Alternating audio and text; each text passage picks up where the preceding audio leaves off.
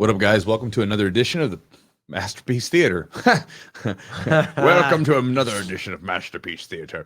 Now, welcome to another episode of the Jiu-Jitsu podcast. So today we have Matt from Epicroll. You guys probably have heard from Matt. He's been on the episode with us back in the past. And we've got Rob from McDojoLife. So McDojoLife is, if you haven't seen it, is very popular on Instagram and getting there on YouTube, where, you know, he's puts his stuff out there, and basically he puts illegitimate martial artists on blast, where he basically says, look, they're doing stuff.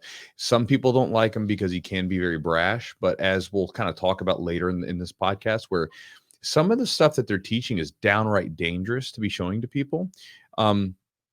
And it just is. It's like one of those things where it may seem a little mean sometimes because he's telling this stuff doesn't work and whatever. And maybe in our today's society, we can see that as mean, but you're literally dealing with, in some cases, sometimes you're dealing with people that are just like straight up con men. Sure. Sometimes they're just, you know, slightly negligent.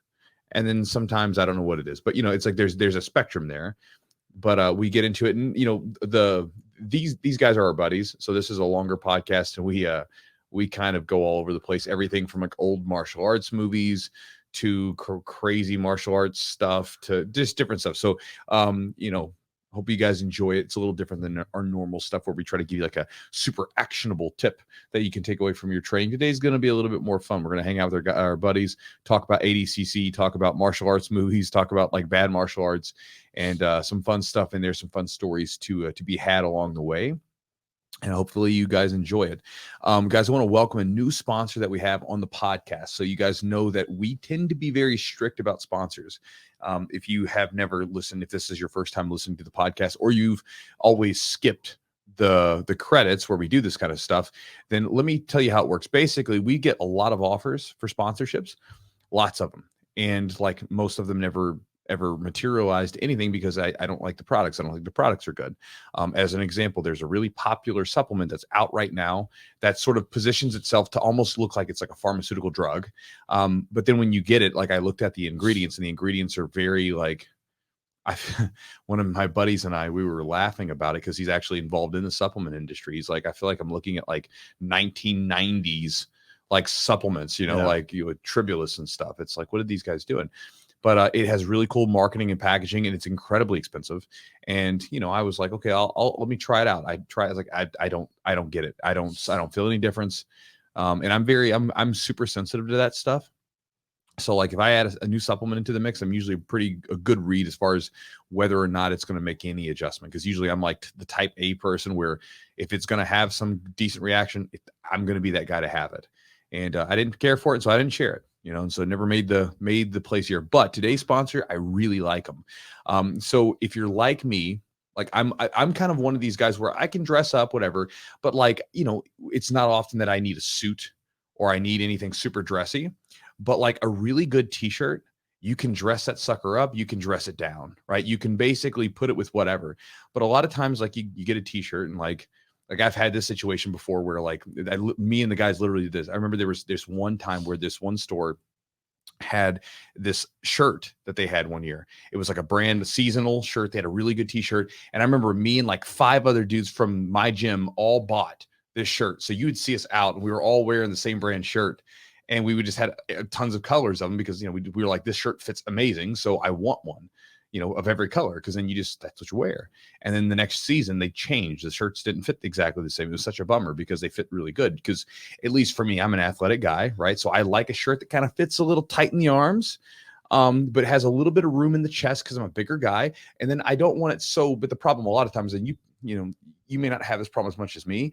Like if I have a shirt that fits me in my chest and my arms, a lot of times it doesn't fit me in my waist. I feel like I'm wearing like a pillow, or like not a pillow, but a dress. You know, it's like it's just huge. And then if it's like it fits me in the waist, sometimes it's not big enough for the upper body. And so there's a company called True Classic Tees, and they make these t-shirts. And again, I was like, whatever, like, let us see, like, you know, when Eugene said, hey, we got this t-shirt company, let's check them out. I was like, okay, let's try them out. Whatever. We'll try them. I remember putting them on, and I remember the first time, you know, I got them. I was like, oh, let's try them on real quick. And I put them on, and I remember like I went there, I'm looking at it, and Jess just so happened to come in the room, right? She's looking at it. She goes, is that the t-shirt from that company? I was like, yeah. She goes, that looks really good on you. You know what I mean? Yeah. So I was like, well, my woman's saying it looks My good. wife said too. Yeah. She liked it. And if my wife says that, like without me asking her to like getting her opinion, that means it looks pretty good. And so then like later on I had a trip, like I had to go fly, and sure enough I was like, I'm flying on a True Classic tee because it's very comfortable. Yeah.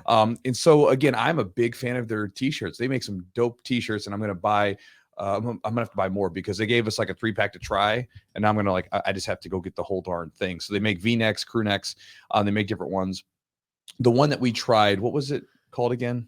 I think there's the it's like their staple, their main one. Yeah. So they've got different ones, and they've got different variations. We tried the regular ones, which is just a regular t-shirt. And again, you know, it's like if you've got a date night coming up, you know, especially like all of us that train a lot of times, like, you know, you can just slip on a t-shirt. You got a date night, you can throw that sucker on. If you're gonna go just hang out with some people, you can just throw a t-shirt on. But like a good t-shirt, you can dress it up or dress it down depending on how you want to do it. And then also for me, I don't know for some of you guys, like, you know, there was a time in my place where I used to like dress really nice all the time.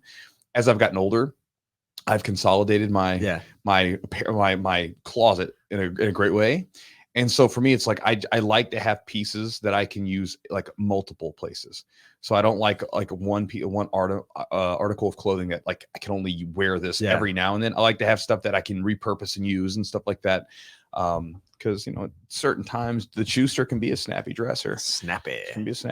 You know. So again, if you guys like t-shirts and you want a really awesome t-shirt that fits really well, especially if, you know, you have a fairly athletic build, or at least you work out a little bit and you want to have those guns pop off a little bit. I mean, like there's something to that. You know, you put on a shirt and your arms look good in it. Like if you look good, you feel good. Yep. You know, it's just the way it is. Like if you look in the mirror, you're like, I like what I'm seeing. You're going to be in a different place mentally. And so again, they're good t-shirts. I really like them. Check them out. If you guys want to get yourself a pack of their t-shirts, it's trueclassic.com or trueclassictees.com. Either one works. When you go there, pick out whatever you want to buy, and then use the promo code Jiu-Jitsu for 25% off.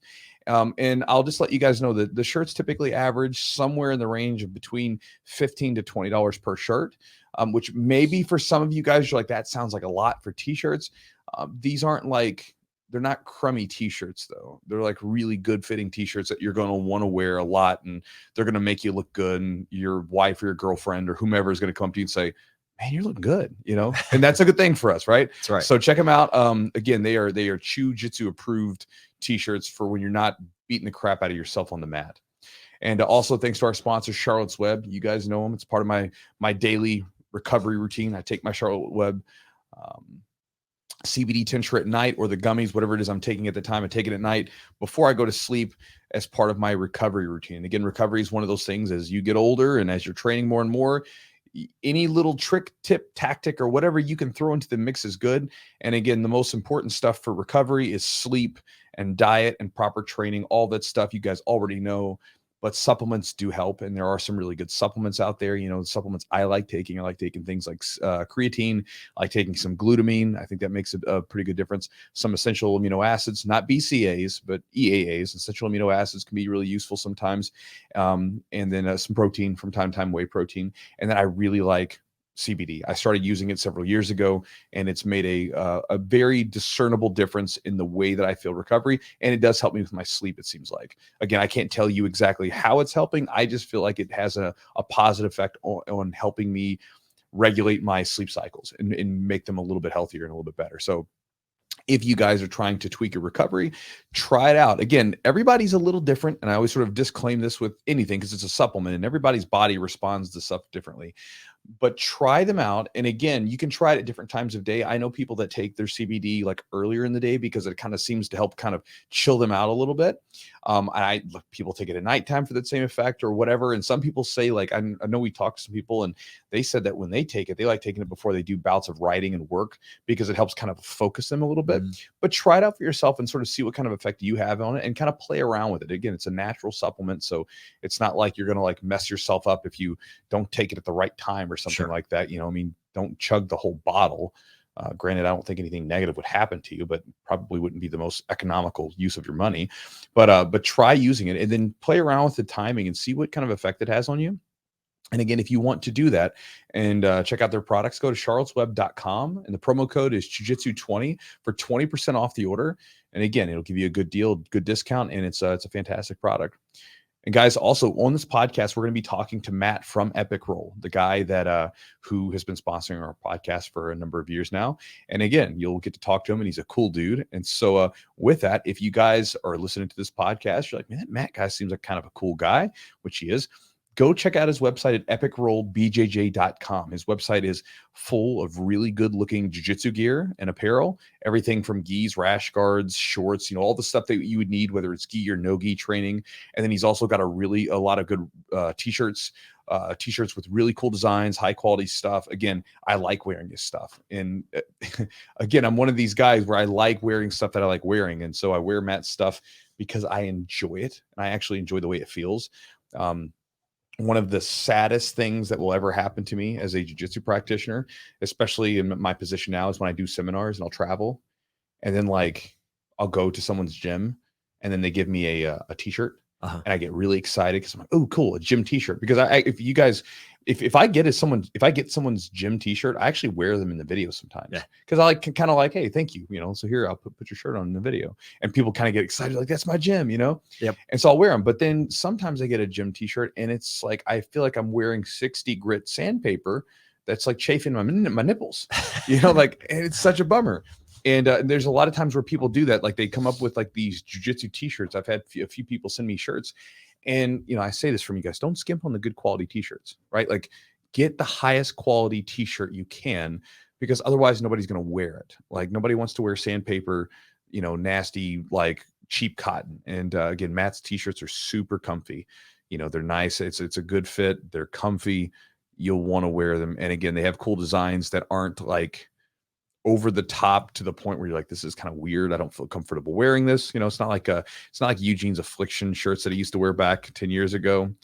I like my Affliction shirts. I know you do. You still got them. I don't. I think my wife threw them out. No, you still got them. I promise you. You got them. You're just waiting to bring them out. Oh, dude, I hope. You're like, go look for them. You're like the old dude with his bell bottoms. Like, it's coming back someday. They will come back. The rhinestones will make a return. But check him out. He's a lot of good stuff. Like his stuff. Epicrollbjj.com. Promo code is Jiu-Jitsu for 15% off the order. And also, guys, if you want to support the podcast directly and get some cool stuff, check us out at patreon.com/the Jiu-Jitsu podcast. So along with all the content that we've been basically building up for the last several years from the podcast, extras and all that stuff, when you join right now, one of the things that you'll get as kind of a bonus is a warm-up routine that Eugene did with me and the people that were joining in one of our camps.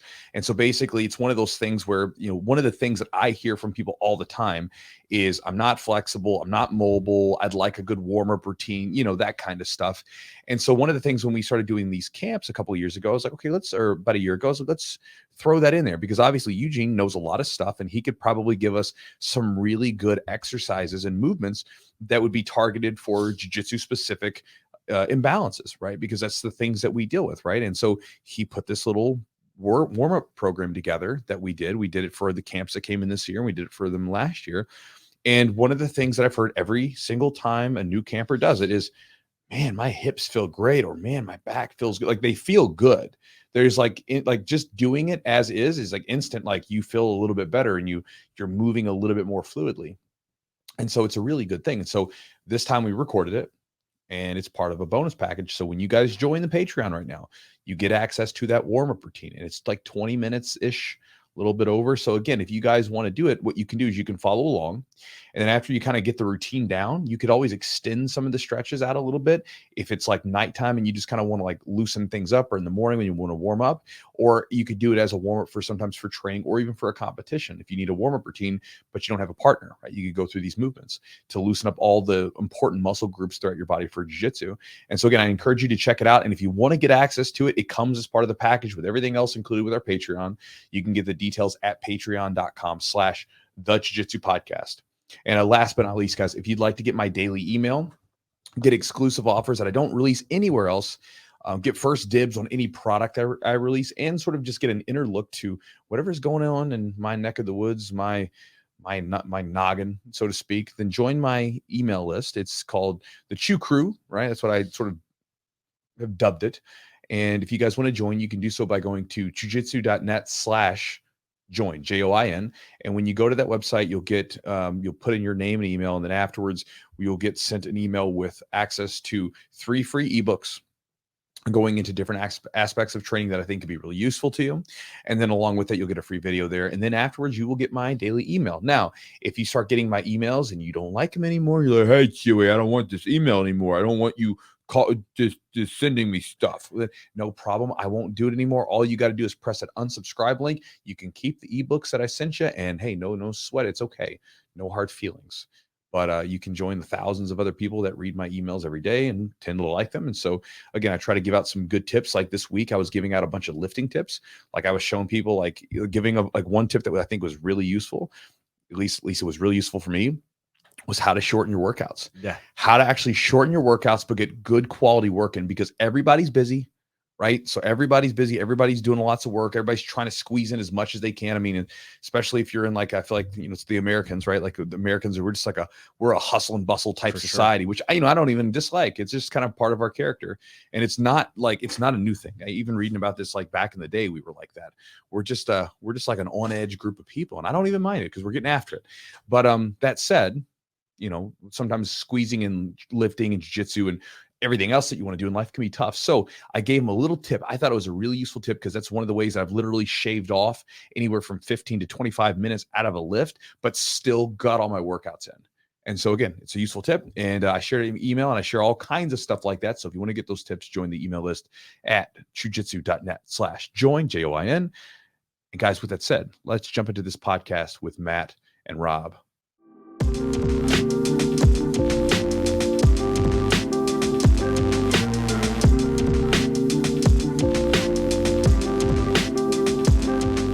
I wanted to ask you guys, actually, are you all still, is anybody still like kind of riding the ADCC high at all? Like y'all kind of like coming down from that? Are y'all still like kind of amped up about it at all? Dude, I'm tired. I'm still tired from it. Like, it was a 3-hour difference for me. So by the time I got there, like 9 o'clock there, it was like midnight here. So the whole time, like for the first like 4 days I was there, I don't think Matt really even saw me at night. I was just asleep. And then the last night, though, it was on. Last night it went crazy. Yeah, it was nuts. It was like nonstop, events and things that were going on, but it was so much fun. It was literally the best like jiu-jitsu weekend experience ever. Like best jiu-jitsu event ever. I think by far. To fill that arena with that many people for just jiu-jitsu. And I had like a couple moments in there that I'll never forget. Like, one of the moments was I was walking by and I heard 2 of the security guards standing by the aisles, and they were talking about like, hey man, do you know the rules? And as I walked by, one of the guys go, hey man, could you tell me the rules? And I kind of explained to him a little bit about, in a nutshell, what the ADCC rules are. And he goes, man, that's crazy. And I go, no, what's really crazy is almost everybody in those stands trains jiu-jitsu. And he was like, really? I go, yeah, watch. And as people were coming up the stairs, I was like, where do you train? And they all had an answer. And it was like 10 people all had different schools that they trained at. So it goes to show just how much the sport in itself has grown. But it also is really cool that all these people actually train it, like at a whole arena full of people who could kill you. And it looks like a basketball game or something, Which is very interesting from like a sporting perspective, because you go to like a football game or a basketball game. I don't think you could say the same about that. Like there's a lot of people that just are fans of that sport. And I think like there's probably people that were brought to the event that were like the wife. I heard like a couple people, like a wife sitting next to a husband, was kind of asking like, hey, what's the deal with this? Or how does it work or whatever. But for the most part, yeah, everywhere you looked, it was like grapplers. It was like insane to see that much growth in the sport. And thanks to social media and everything else that's been happening, it was so cool. But then also, like, on top of all the jiu-jitsu, like all of us being there together and being able to hang out and just like have that time too was so much fun, man. It was so much fun. Yeah, like one of those things where when you're watching the event, I remember having like that feeling like when you would watch a Pride event back in the day, opposed to say like an American MMA event. Not that one is better than the other, but one of the unique situations of the Pride event was that pretty much all the fans were fairly educated about what they were watching, and so you would see a subtle positional shift and you would hear, oh, like, you'd hear people go, like, they'd make a noise. And there was a couple times like that where you'd see someone, like, they would shift into like right out of quarter mount or something. And then people would be like, oh, and you realize that like everybody knows what's going on here, opposed to like, someone being uneducated about it. And I think that's honestly, that I think is one of those things with jiu-jitsu as a whole. I think from a standpoint, like I don't know of anyone that just watches jiu-jitsu that doesn't participate in it, right? It's kind of like there's no pure spectator. There's people there's people that maybe don't train that hard and they spectate in it, but like everybody that pretty much watches it is still involved in some manner. Yeah, but I think that'll be a shift. I think there's a paradigm shift going on right now, because you see a lot of, like, for instance, if you watch like combat jiu-jitsu, like, you don't have, it's kind of like watching combat jiu-jitsu to me is like watching NASCAR. Yeah, they're going through the motions, but we all know the wreck is coming. And so, like, even if you're uneducated in combat jiu-jitsu, you might not have a clue of what's going on until that hand rains down on someone's face, and then everybody knows what's going on. That guy got slapped, and that's enjoyable to me. And, so I think that spectating in jiu-jitsu is probably around the corner a lot sooner because of events like that, Yeah. No, I think it has to be that, like, I think it probably has to be, and I love gi, but I think it has to be no gi because there's a lot more movement. And I think there may need to be some modifications to the rules. Chewy and I were talking about this, like if the match are 10 minutes and the first 5 minutes, you got people they're not really selling out for takedowns and stuff because they're going to get points. So it's kind of one of those things where I think you maybe shorten the rounds or have like periods or something that's going to kind of speed up the flow. And I think the EBI has that to an extent because then you have the overtime rounds. But again, still some people will game that system too, and they won't really do a whole lot until they get to the overtime. So it's just kind of one of those things. Like, I think it shows us what the capacity or the capability of a large jiu-jitsu event can be, but there's also, I think, some obviously room for growth. But yeah, I mean, I think it was a great entry into that. Yeah, the problem right now, I think, with a lot of events is that, like, you got to think about it like sports, like it's about like having a conflict and then having drama. So like combat jiu-jitsu is a lot of fun, right? Because there's a smack and there's a punch, and anybody, or not a punch, but a smack, a hit, and everybody knows what a hit is. And it's like, oh, he just got hit with something, right? That's why MMA can be so easily watched by a non-competitor. But with jiu-jitsu, it's almost like watching, first off, the rules can sometimes be super complicated. Like, for instance, even like the takedown rules with like ADCC, with the turtling and the submission, like it's very hard for even there was the one match with AJ Agazarm where like the announcers are like, yeah, that's a score, but then to come to find out the rules actually said because he put on this like loose triangle, it wasn't a score. So like even they don't really know the rules, and so if they don't, then the fan's going to be like, you don't want to have to be something where they have to study this in depth to get all the granular little details. But I think the problem with me is that a lot of times, like, the ADCC is an amazing event and I loved it. One of the things I think that would be best even for ADCC or even things like IBJJFs is like if you're like, for instance, with takedowns, like if I take you down and it doesn't matter like what position, if you end up on the ground and I end up on top, I get points, because then you have drama. Oh, he just scored, and that's going to be way easier to do. So now you're going to incentivize takedowns, and everybody loves someone getting picked up and slammed. And when they get their points, people love seeing points go up on the board. It's very simple to watch, and it creates that drama. And it's not like, you don't want to have a match that's like watching a soccer game where it's like nobody scores. And unless you really know soccer, you're like, I don't know what I'm like. An American audience, we're used to football. The points are just going and going and going, right? There's points going up, and then you watch a soccer, it's like the score was 0-0.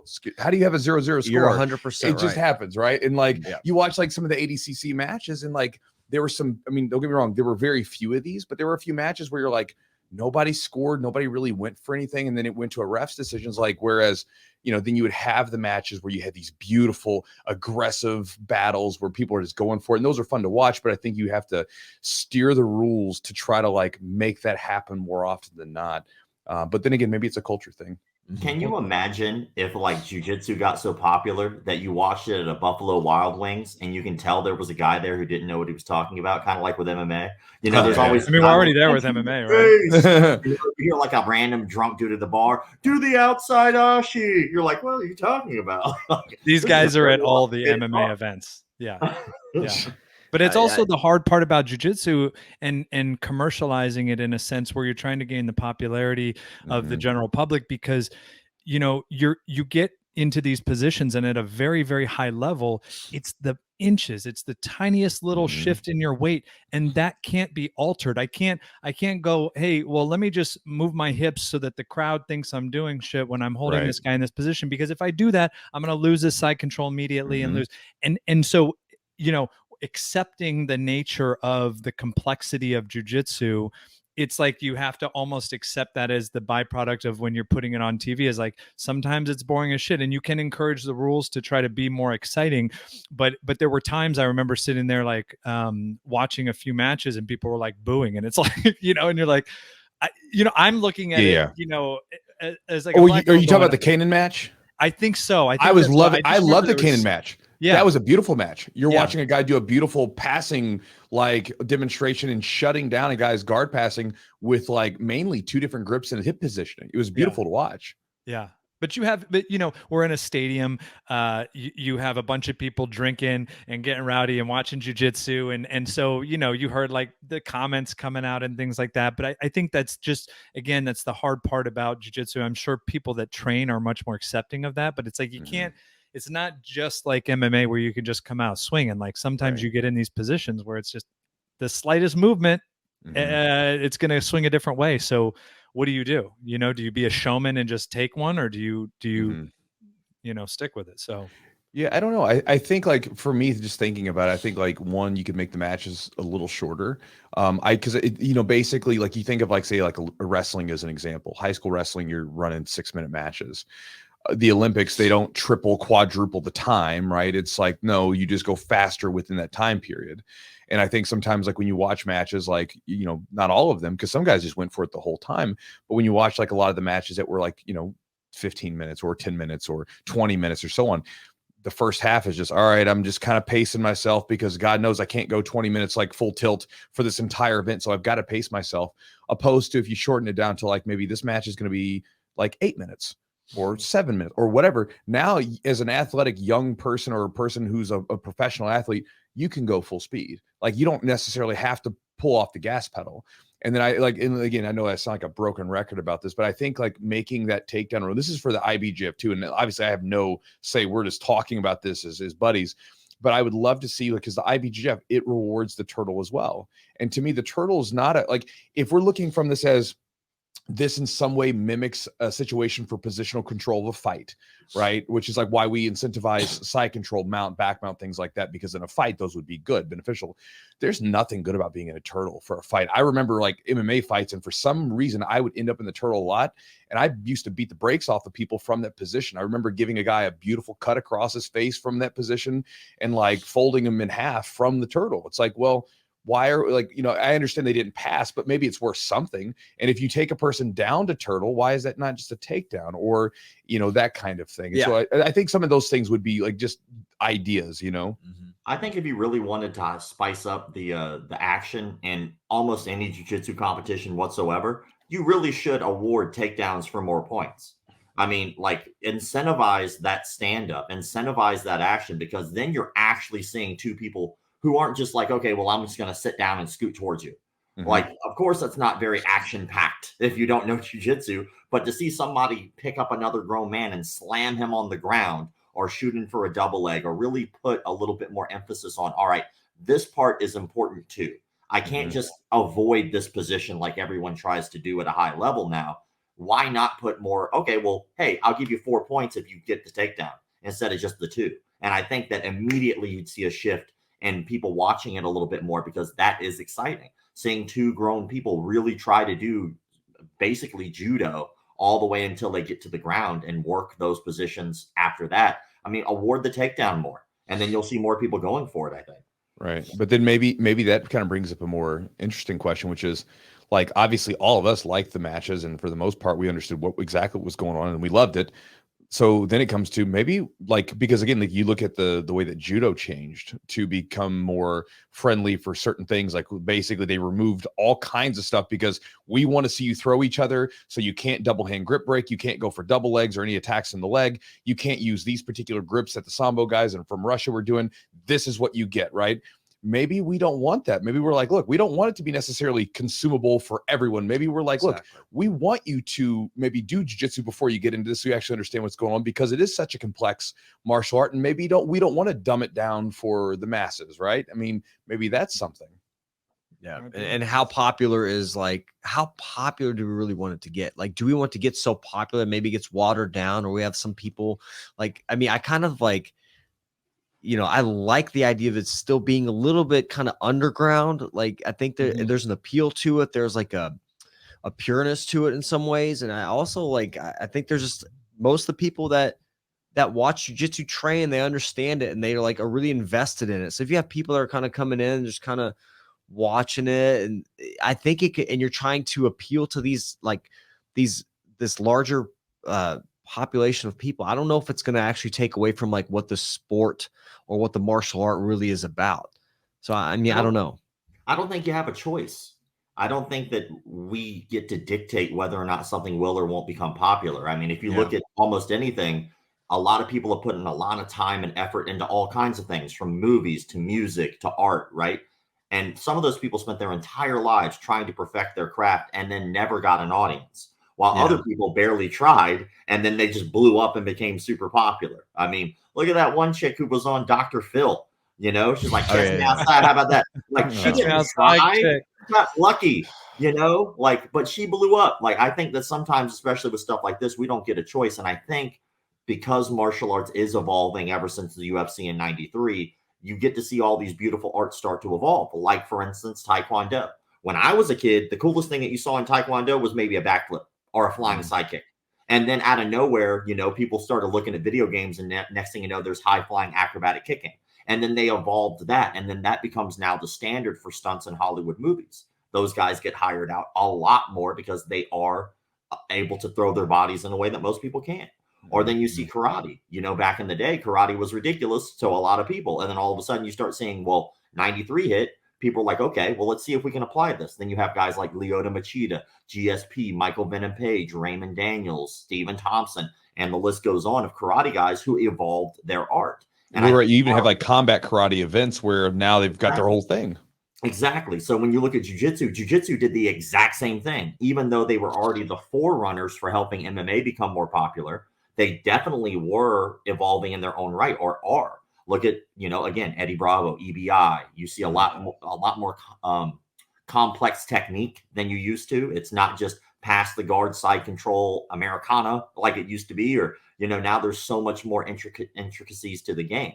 So I don't think that we, as the consumers, have a choice that it will grow. I think it will grow whether we like it or not, because it is just something that's fascinating to people. I think people really are fascinated by the evolution of martial arts and where they are now. Look, I mean, even in movies, you look at movies, you can see jiu-jitsu in all kinds of movies where back in the day, the best thing you got was like, what was it? Lethal Weapon, with the crappy triangle choke and the horrible arm bar. That was like the best jiu-jitsu that you saw in a movie. And now you see really complicated high-level jiu-jitsu in even movies. It's cool. Oh, yeah. I was just talking about the karate combat. Like, I never really liked watching.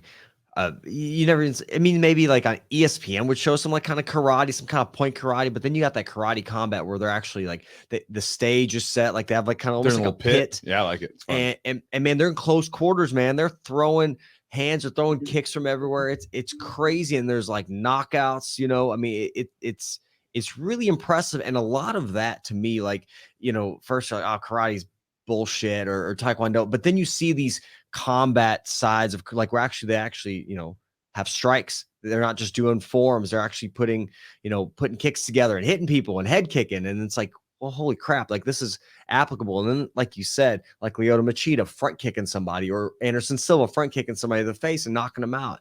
You never used to see that stuff. Now you're seeing it in UFC. So it is like, it's very cool how they took karate or those kind of martial arts and actually implement it in a way that's kind of exciting to see. Yeah, and karate combat pulls from all kinds of different rule sets as well. Right. I mean, primarily the rule set that they draw from is WKF style karate, which is what you saw in the Olympics, which was very confusing when the guy in the Olympics got knocked out and then he won after being knocked that out. was weird. But WKF he kicked him too hard. Like, what do you mean he kicked him too hard? It's like, I'm not a big fan of that style, but you see that mixed in now with guys from like NASCA, ISKA, NBL, like those guys, it's different. If you go to like a WKF event, it's like going to an IBJJF event. It's very formal. It's very well organized and structured, right? If you go to a NASCA event, it's like going to a back alley equivalent karate tournament. There's like people who are making up the ring. If you like fall, people will pick you up and throw you back into the fight, which I've had happen to me multiple times. It's like playing an old 2D fighting game. Yeah, push back in. That's where Raymond Daniels and Stephen Thompson, like, you know, cut their teeth. And so it's cool to see them get their own platform. And again, it's a stepping stone for them. They go from this tournament style karate to karate combat, and then hopefully we'll see those guys elevate into MMA. You know, it's cool. I was gonna kind of ask, sort of switching topic a little bit, but what did you guys think about the production of the event of ADCC? I felt like I was at a Pride event from like the 2000s. Yeah. I mean, they you know, they had the big drums, and they had all the smoke and the fire and the fireworks and stuff like that. I mean, it was really cool to watch. I don't know if I was I like her in doses, the lady. The announcer. Yeah, it needs to be addressed. It needs to be addressed. Well, and I was wondering, because I was talking to people as I was going around throughout the day, and I was like, "Hey, what did you guys think about that?" And everybody kind of had the same thing. They were kind of cool with it when it was just like when she would do the voice, like as they were coming out for their matches. But then there was that one, the opening ceremony, where they were basically calling out all of the competitors, and so it was like 20 minutes of that. There we go, from Brazil. You know, like, it's pretty good, Chewy. Yeah. So like, I mean, it was something. But other than that, I thought the production was like, it was incredible, because again, no one.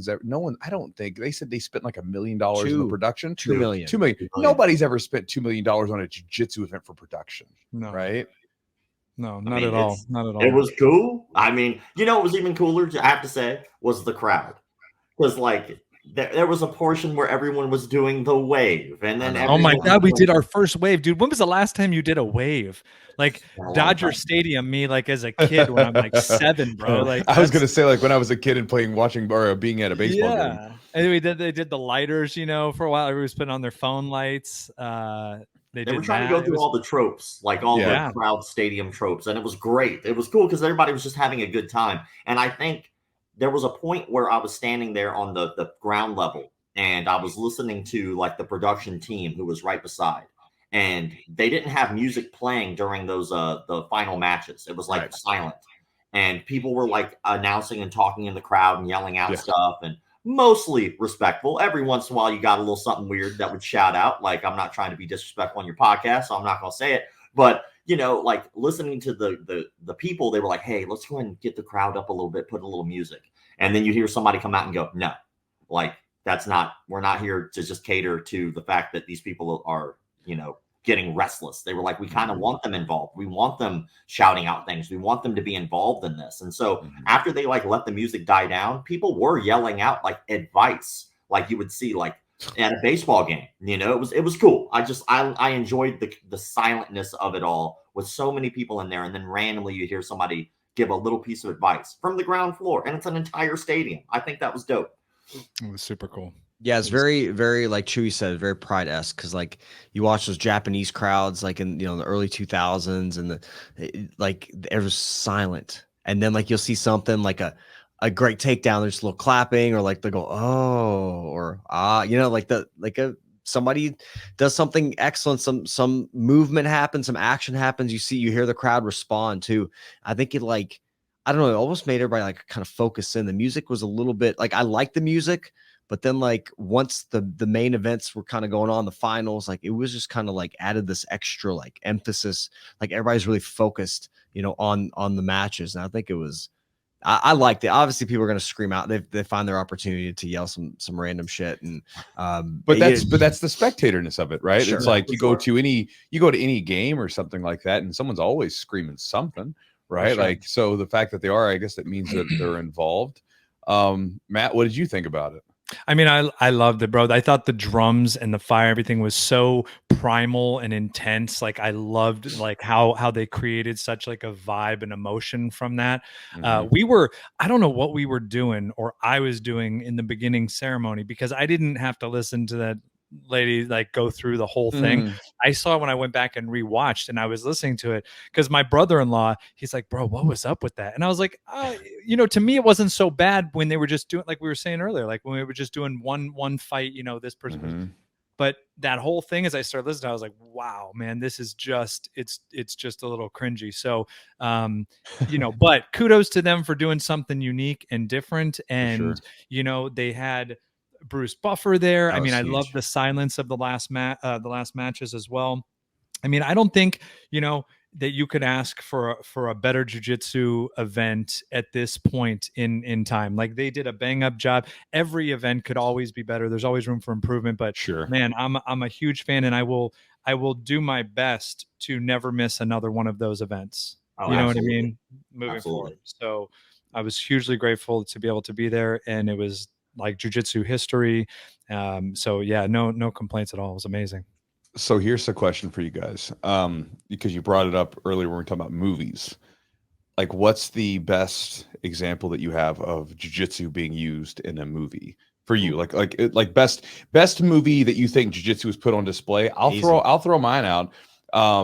There was a movie with a guy named it was the guy that played Ip Man. He was in a movie that was called, Donnie of course, Donnie Yen. Yeah, it's a Donnie Yen movie, and he played in a movie. I want to say it was a cop movie. I can't remember now. I'll have to look up the name.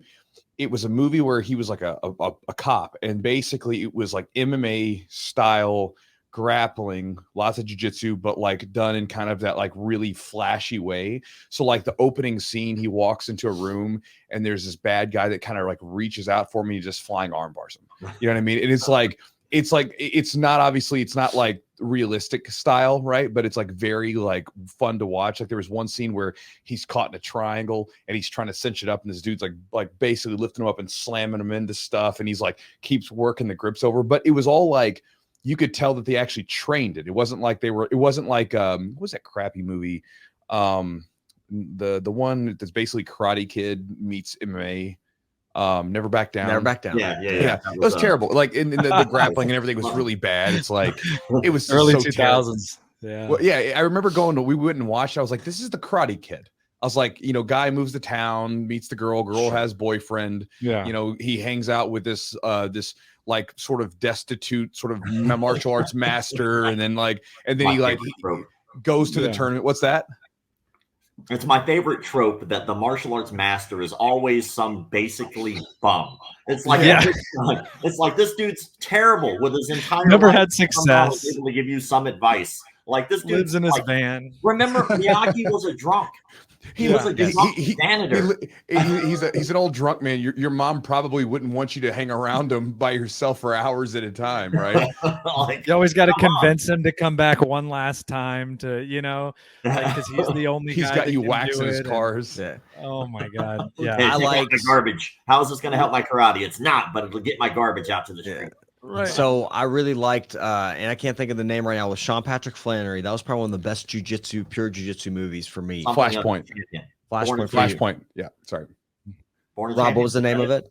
Born a Champion. Born a Champion. Yes, that's a really good one. I thought it was excellent, and we had him on the podcast, dude. And he's a legit jiu-jitsu guy, man. He's kind of old school, but like, man, he was. It's fun to have some of those guys first of all, he's such an advocate for jiu-jitsu and a good representative, because he's not like, you think some actors like, oh, these guys are soft. No, he's for real doing the shit. He trains every day, trains all the time.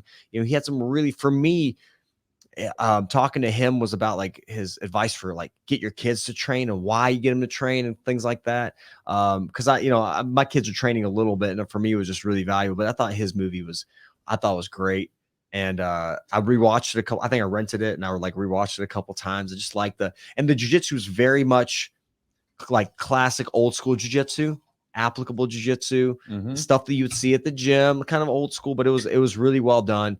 And I thought that was one of the best ones. What about you, Matt? And we'll end with Rob. I remember there being that movie Red Belt that came out that I was really excited to be good, and then just wasn't. And I was like, oh, this is like really a big bummer. Like I remember the last scene too, and I don't remember what happened. Like he like jumps on Majado's back and is like choking some bullshit. Like it was the worst. I was like, this is terrible. So I think, you know, I've been impressed with some of the jiu-jitsu that's demonstrated in the John Wick movies, the Collier brothers that do the wrestling, do a lot of choreography with them. They do a really bang up job. And, you know, so I think that's where I see, like, not that it's the most, you know, realistic. It's obviously still very theatrical, but I kind of dig that Keanu like trains and, you know, and is going through it. Like as a purple belt, he's not going to do an arm bar the wrong way in this movie. So at least you have like a little bit more credibility, street cred, you know, in some of the stuff that you're seeing with that. It's like a modern movie. Yeah, man. I actually agree with you. I thought John Wick, the first one, did such a good job. I think the second and third, they kind of put a lot more emphasis on different arts. But in the first one, it was cool to see some really basic stuff. I mean, in the second one, he fireman carried somebody like 50 times in that movie. It's almost like every time he does a fireman's carry, you should probably take a shot. So like maybe one day we should do that drinking game. But when it comes down to like John Wick 1, I thought it was really cool to see that it was clear that Keanu Reeves put in so much time, work, and effort into actually being proficient at the thing he was supposed to be acting to be good at. Like he went down to Terran Tactical and he learned how to be a really good shot. And it's not just like he made up being a good shot. Terran made him good. You know, like you can watch him do the speed runs on the course. He knows how to shoot, you know, and to see him putting in all that time and effort into actually being on the mat. You know, like I think that is something that a lot of actors should be doing. Like back in the 1980s, you had the muscly action star, but it was clear they had no clue what they were doing in terms of fighting.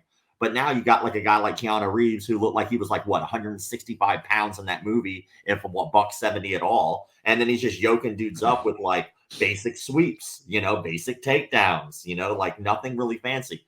And there was a sweet part in that movie too. Go back and watch it when he's in the club scene where he drops dude, he gets on a knee on belly, he winds up taking a shot, and then he spins around to the opposite side while he's doing almost like a bicep slice, and then he reloads and then shoots a guy in the head. I'm like, that's dope. I know exactly what scene you're talking about. Exactly.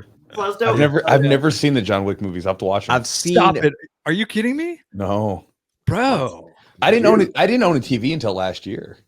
Well, what? I mean, those are like, I think those are worthy watches for sure. You know what I mean? I've heard they're good. They're very ridiculous, they're like over the top. Yeah, like somebody kills this dog and he's pissed, and so he just kills everyone. And I'm like, this is so crazy. But you're not watching it for the plot so much. You're watching it for it sounds like action. It sounds like a really good action-packed version of Falling Down. Do you remember that movie? Falling Down. Like, oh my god, I love. You remember that? Where basically Michael Douglas, he has a bad day, and then it literally turns into a video game where he starts off with like a crowbar or something. At the end, he's got a rocket launcher. Right? Like it's like Grand Theft Auto, but on a bad day. Yeah. You know, he just keeps upgrading himself throughout the movie. Oh my god, what a good movie! Yes. Oh man, I'm glad you said that. I'm glad I'm not the only person, because for a while there I thought I was like the only person who knew this movie existed. So I love that movie. I mean, I remember watching that as a young kid. It was so good. But what about the movie that we all need to talk about? We're talking about Bloodsport? Jiu-Jitsu. Oh, Jiu-Jitsu with Nicolas Cage. I've never seen it. No Jiu-Jitsu in that movie. There's none. There's like this much. But like I was more like, have you guys seen it yet? You've seen this? Oh yeah. You haven't seen John Wick, but you saw Jiu-Jitsu. Well, because that is crazy. I had a TV at the time, so I watched it. But we watched Jiu-Jitsu. It was terrible. It was like Mortal Kombat meets Predator with no storyline whatsoever. Or a budget with no budget at all. Like the budget where they're like, you're filming this shit on an iPhone 7. That's what you got. Like the special effect. I mean, everything about. I remember being in Mexico with my kids and I. We were like, let's watch this movie for how stupid it's gonna be. Yeah, of course. We put it on in like 20 minutes. I was like, I can't. I just like it took me 3 times just sitting down to try to I did some skipping through, and I would get up. Like most time when I get into movies, I really get into them and I have to sit there and watch them. This one I was like watching, and I'd go up and like maybe take a bathroom break, grab some food, come back, sit down. You know, I think I'm gonna go do some taxes, come back. You know what I mean? Like just in between stuff, I would come around. You know, has there ever taxes? Yeah, something a little bit more entertaining. So you know, I'll go over and do this.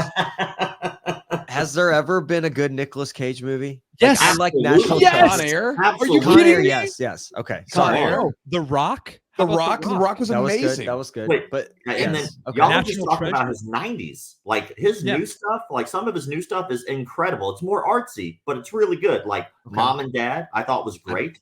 Or you know, Mandy. Mandy is very artistic because it's shot with like from the perspective of whatever drug the people are on. So like if you're watching the movie, you'll get it if you watch the movie, but like the framing and the way that they shoot and the way that they do the filters is all based on whatever particular drug the person is on. And so like there's a point where somebody is like on acid. And so they film it very much like if you've ever done that. Not saying that I have, because that would be weird to say on this podcast. But at the end of the day, it films it very specifically to whatever drug happens to be being used in the movie. And I thought that that was a very interesting interpretation of of a film, you know? Yeah, I do agree. Those are good. That Con movie Air where he and pretends to be, or like he's him. Like I forget what that movie's called. It just came out. Weight of Talent or something like that. Yes. Actually, I didn't realize that Rob was such like a Nicolas Cage like fan. I'm just a movie buff in general. Like I just love movies. So like, what did you say it was called, Rob? The unbearable weight of the man or something. Of like unbearable weight of like natural talent or something like that. Yeah, it's very like self-deprecating.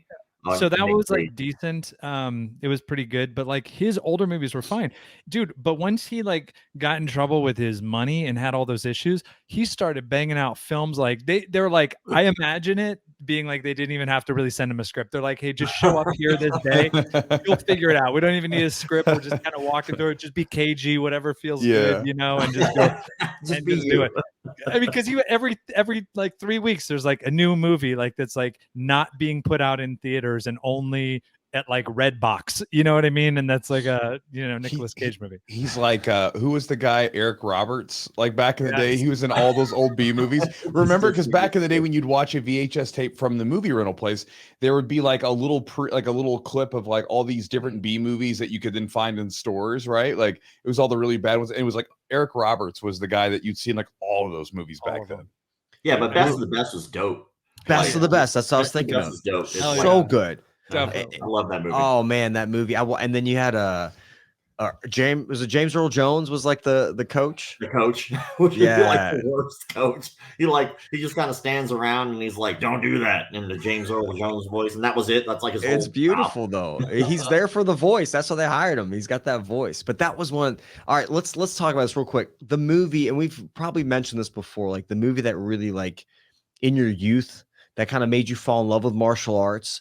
Chewy and I've talked about this. For me, Bloodsport was one, and then like I grew up watching like Bruce Lee movies with my dad. You remember, and Chuck Norris movies as well. But then the one where like Bruce Lee and Chuck Norris have a battle, and he rips out a chest hair and whatnot, and it was just like iconic. I'm like, he's like the best kickboxer of all time, 10-time champion. You got Bruce Lee, who's just this badass, and then they fight each other.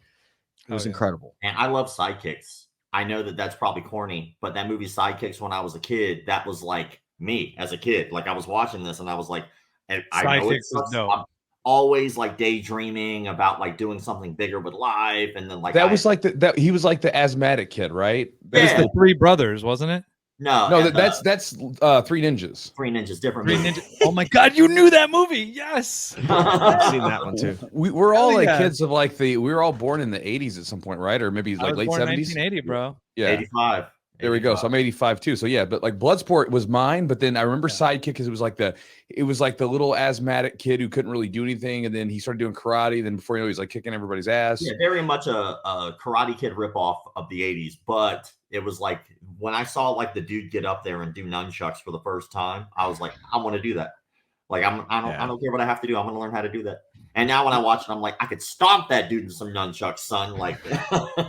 And then Three Ninjas was kind of like Home Alone meets like martial arts or something. Yeah.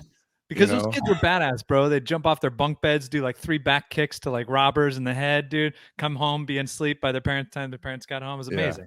And nobody was inspired by Karate Kid. Was that not a thing? I mean, Bloodsport was like when I got into like Bloodsport was like way more bad. Well, here's why. So when I was a kid, right? Because you knew Karate Kid was a movie, right? You knew that was a movie.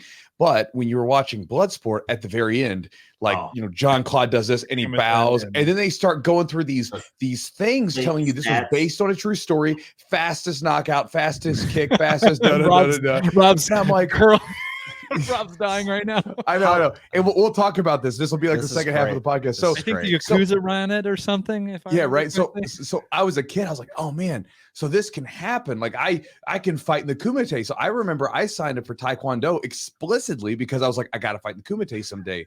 And I remember I got my yellow belt. And then like one day I'm like, I got to class a few minutes early, and the advanced class would happen before the little beginner class that I was in. I'm looking through and I see him sparring, right? And like, I mean, he looked really intense to me back then, but whatever. And so I went up to the sensei or whatever the hell we called him. I was like, hey, like when can I do sparring? And he was like, well, when you get your blue belt. And I don't know where that was, but I felt like it was a few belts down the line. And at the time, 7 years old, that seems really far. So I was like, I remember talking to him and said, I have to spar. I was like, otherwise I'm not gonna be able to fight in the Kumite. And he just kind of like shook his head and walked off. But I got bored. So I ended up basically just getting me and my neighborhood buddies, and we would just go in the backyard and beat the hell out of each other. And we would just like fight. So, but Bloodsport was probably it. I mean, it was real. So I thought it was real. And so I thought you could do it. That's why I was inspired by it. But the glass, putting the glass shards on there. That was kickboxing. No, was that kickboxer? That's kickboxer. Oh shit. Still a Jean-Claude movie. Still Jean-Claude. Still primo Jean-Claude. Very good movie. I was like, I know that was him that did that. Yeah, and then the guy that played Tong Po was in the original Bloodsport movie too. He was the guy that Chong Li he killed him, and he's like, kills the guy, and then whatever else, snaps the old neck with his hands. Pretty impressive. There's so many movies that like I'll were like impactful growing up, and then I'll tell like my son about it, or I'll tell my kids. I'll be like, hey, let's watch this movie, and then we watch it, and I'm like, this sucked. Yes. And I'm like, damn it, like I've ruined it, because I think what's happened is like we've gone so far past, like, in terms of just CGI and what you're watching and all of it, audio, video quality. So when you go back and try to rewatch something, you have to really like, it's like playing an Atari game that you have to be in. You know what I mean? To do it. Cause I'll sit down and watch. I'm like, you guys are going to love this movie. It's awesome. And like, we start watching and they're looking at me like, what the fuck is this movie? What are we watching here? I watched Bloodsport one time within the last like few years. And there's a point where like the guy throws a kick and you see the foot go this way. And then when the camera goes, the guy goes this way. It's like you're like, damn, man, like this wasn't nearly as good as I thought it was as a kid, but like, I'll still listen to some Stay in Bush though. I'll still rock that song out. A Highlander. You ever go back and watch Highlander? That movie's garbage. Highlander's not garbage. I thought it was all right. What? my wife and I, we watched Highlander like earlier this year. I was just like, let's watch an old 80s movie. Put on Highlander. It was okay. The severed head was found next, or it was like something like the decapitated head was found next to the decapitated body. It was like a quote from the movie. What's wrong with the Highlander? What was so bad about it? Well, I feel like I should try to attack Highlander a little bit more, but I feel like we just kind of skipped over roasting Frank Dux, and I can't. Oh, sure. Let's talk about that. Like your whole thing, if people don't know Rob runs an Instagram channel, YouTube channel, McDojoLife, and his whole thing is like calling out BS, and for various reasons. And honestly, we're talking about ADCC, kind of some things we enjoyed. One of my favorite memories the first night, we all got together and got Thai food, and you and Chewy just started sharing these ridiculous just stories about just these people, like back before the internet was kind of a thing, and you'd sign up a little piece of paper and get like certificates for death touches and whatnot. So I want to touch on that, but Rob, let's talk about Mr. Dux. All right. Well, first of all, you said something that stuck in my mind since I was a child, because even when I was a kid, I'm like, that doesn't sound right. So like at the end of Bloodsport, if you watch Bloodsport, there is the stats that pop up on the screen. Yes. Where Frank is like, oh, these are his stats. First of all, keep in mind that Bloodsport was made and dropped in the 80s, right? Yeah. I think it was 85. Yeah, 80. Yeah, around the time we were born, right? And then, but technically the actual Kumite that he says that he participated in was supposed to have happened in like the 70s or something like that, right? So I want you to keep in mind the technology that we had in the 70s and the technology we have now. And at the end of Bloodsport, it says Mr. Duke still holds 4 world records, which, by the way, these do not exist on Guinness World Records. Feel free to look them up, nor have they ever. It says fastest knockout, 3.2 seconds. So this is a secret underground kumite in the 70s, 3.2 seconds. So like they had a guy with a stopwatch, just click, click. I doubt it. Stopwatch. I mean, they could put stopwatch. It's within the realm of possibility. Okay, so 3.2. Maybe we could clock that. How about this one? Fastest punch with a knockout, 0.12 seconds. They got one of those baseball things. They're just sitting there like, how quick? I don't think you can stop the stopwatch that quick. Start go. Like, what? Can you even get close to your opponent? Are you starting mid punch? Like, where are you starting that from? Right, well, how about this? Fastest kick with a knockout, 72 miles per hour. How fast is a kick? I wonder. Like, all right. So how fast is a puncher kick? I don't have any context for it. Because obviously this is all bullshit. But do we know how fast a puncher? We have the interwebs. Matt's going to talk to the interwebs. Well, I think if it was recorded, because let me tell you, this average boxer's 25 miles an hour. It says a punch is 25 miles an hour. Average speed of a boxer's punch is 25 miles an hour, while the punch speed of the average person is significantly lower, about 15 miles per hour. So then what was his punch speed there? 22 miles per hour. Oh, so he's literally like 3 times faster than a pro boxer. Yeah, no way. Yeah, and it says the exceptional person could maybe get to 32 to 45. And let's suspend disbelief for a second. Let's go to at least one more stat, which is always the one that I always find the most amusing. So this is a secret underground tournament that is an invitational only. In a single elimination tournament, it says most consecutive knockouts in a single tournament, 56. Well, let's do that math.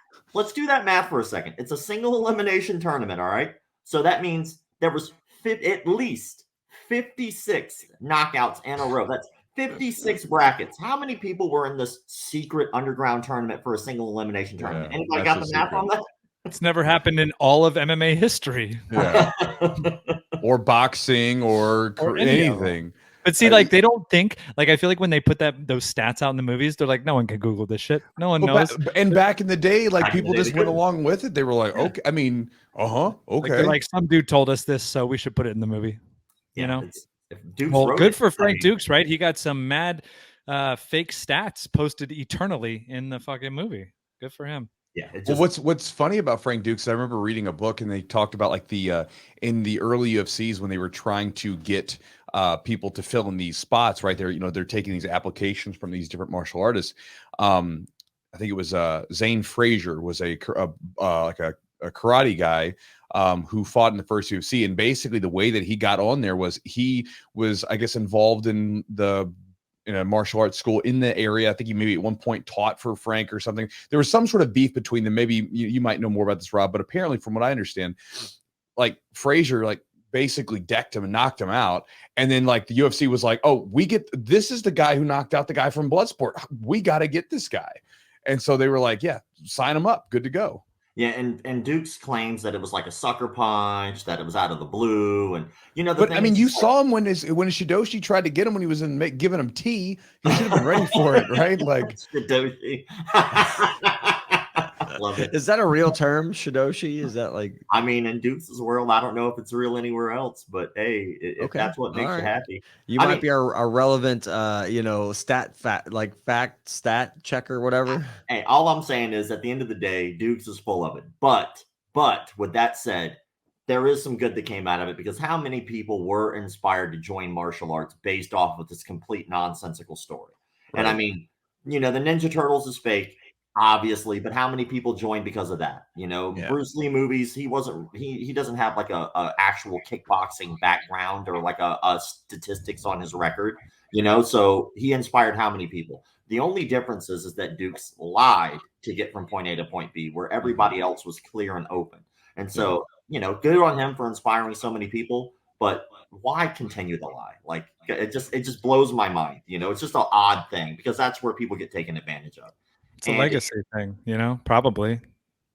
He sucks. Boo. boo, Yeah. boo. You suck, Dukes. You suck. But I mean, at some point, I mean, these guys, I mean, I feel like a guy like Frank Dux probably sort of inhabits the same mind space as like one of those crazy people that was doing the cult stuff back in the 70s and 80s, right? Where at some point you can't just say, hey guys, listen, I'm just another human being too, and I don't have this shit figured out, so you guys should probably leave. They're like, we'll keep the gravy train going, and I'll kind of just like do my best to patch it up, and people are sometimes willing to just look the other direction. Unfortunately, you know, I call it a Steven Seagal syndrome. You know, like if you look at Seagal, you know, like hear me out. I got a point here. Like if you look at Seagal, like he started off as an Aikido practitioner, and he was a respected Aikido practitioner. Well, he was doing chi shit back in the day too. I don't remember seeing that, but if anybody can send me those videos, I'd love to find those. I'll find them. But all I know is like I think that eventually, because of his already, probably already had an ego. And then he winds up becoming a movie star, and out of nowhere becomes like the super famous movie star. Because let's be honest, his first 3 movies were like super dope. They were great back in the day, right? But then, you know, nobody was around to tell him no. And so he starts to become more and more delusional. And then he starts to believe his own hype. And in one interview, he even calls himself God. And like there's an interview out there where he refers to himself as God. And it's like, you can't, just because you're popular doesn't mean you get to assault women like he did, like he's been accused of multiple times. Just because of that, you don't get to assault actors on set, which he has been proven to have done, you know, and that's that ego thing. I think you need people in your life to tell you the word no. It's important. Keeps you in check. Yeah. How about his thriving music career though? I had no idea about that. Oh, if you want some fun stuff, just look up Steven Seagal's blues band. Blues. Oh yeah, man. He's got some rocking tunes, man. Rob, I wanted to ask you, man, like, because you and Matt, I think you guys kind of met through like filming of the documentary that you were doing. Is there any updates on the documentary? Anything you can kind of share as far as like some interesting stories that you guys experienced? Y'all interviewed all kinds of people. I mean, y'all had Mike Beltran is like the big referee that does a lot of MMA. I mean, you had a bunch of cool people you talked to, and even you guys tried to get in contact and actually interview some of these people that do a lot of these, I don't know, suspect techniques, if you will, or suspect martial arts. So tell us a little bit about that, kind of what you got going on. Well, so right now we're waiting on Amazon to get back with us. We did do a pitch meeting with Hulu and Amazon. Hulu passed, but Amazon is waiting. But I have 2 things really. One, Matt was actually a part of one of my favorite scenes that we were able to shoot in the documentary. And it is fantastic. And he can attest that all that I'm about to tell you is 100% true because he was a part of it. But the other thing is I actually, we have somebody really major that I'm flying out to San Diego. I don't even know if I told you this yet, Matt. I'm flying out to San Diego to meet with a very, very, very influential martial artist and Navy SEAL. And hopefully if that conversation goes well, he will be an executive producer. That's what we're hoping. So that will be a very big deal. But well, I'll find out on Thursday, and then I'll be able to make a more detailed announcement about that. But all because of ADCC, by the way. So thank you, Mo, for being dope and getting me there and that experience. But we did film this thing where we brought in a fraudulent martial arts instructor for a seminar. And I filled the entire seminar with nothing but people who had trained from different stuff, right? There was like a 110-pound Krav Maga girl there and like a 6'5", like capoeira dude. Some dude who had done like high school wrestling. Matt was there. One of Andre Galbo's brown belts, now black belt, Heather, was there, and all kinds of other people, right? And so we just told them when the guy comes in for the first hour, just go with it. Whatever he says, whatever he does, just go with it. We'll see what happens, right? Pretend it works. Don't give him a hard time. But for the second hour of the seminar, be yourself. I'm not going to tell you what to do. I'm not going to get involved. I'm just an observer filming and documenting. That's it. Because I really wanted an honest opinion, an honest response. So for the first hour, he comes in and he's teaching us all these pressure point revivals and pressure point like touches. And Matt was also there doing this. And so he's like, I'm the Uki. And so he's demonstrating on me and I'm having to ham it up on camera. Like, like it's really hurting. And I hope I get my damn Oscar for it because I was trying my best. So that way this guy didn't know I was just hamming it up because it didn't work. And then after that hour, though, hands started raising. People started asking questions. And we were all bone dry for the first hour. But the second hour, as soon as people started asking questions, this man is profusely sweating through his white shirt. Like, we haven't done anything physical. He's just so nervous about answering basic self-defense questions that he just gets that nervous. He's sweating. So he tries to bring everything back on track. And he's like, all right, guys, I had a curriculum. I want to get back to teaching techniques. What would you guys like to see? And someone in the audience goes, how about a knife defense? And his face lights up. He got so excited. He goes over to his bag and he pulls out a rubber training knife. And he hands it to the only person in the audience who has never trained a day in their life, which happens to be one of our camera dudes because we didn't have an even number for the class. Hands it to that guy. And he goes, all right, guys, what type of technique am I going to be defending and showing you guys how to defend? And someone in the back once again goes, what about like an upward prison shank, right? And so he goes, okay. And so the camera guy grabs the knife and he tries to stab him in this upward stabbing motion into his stomach. And so the instructor who was there was making crossing his arms like an X block with his knuckles. And he's trying to downwardly hit his knuckles onto pressure points on the camera guy's arm to make him lose the knife. During that demonstration, he got stabbed 17 times by a guy who's never held a knife to stab anyone a day in his life. And so Matt was like, wouldn't this work better? And Matt like stands up and he walks up and he does like a 2-on-1 grip on the guy's arm. And the camera guy tries to stab him and can't do it. Clearly the better option. But the guy was like, oh, no. That's what are you going to do from there? And in my mind, and I'm sure everyone else's mind, not get stabbed. That's the whole point. You know? And so he moves Matt out of the way, and then he bum rushes the camera guy who had the knife, and he wraps him up in like a really lazy body lock. And he starts turning towards the class, and he starts monologuing. As you can clearly see, I have complete control of the assailant. While he's saying that, our camera dude, he didn't grab the knife arm. The knife arm was free. So, like, as you can clearly see, I have complete control of the assailant. And so our camera dude's pretending to stab him in the back.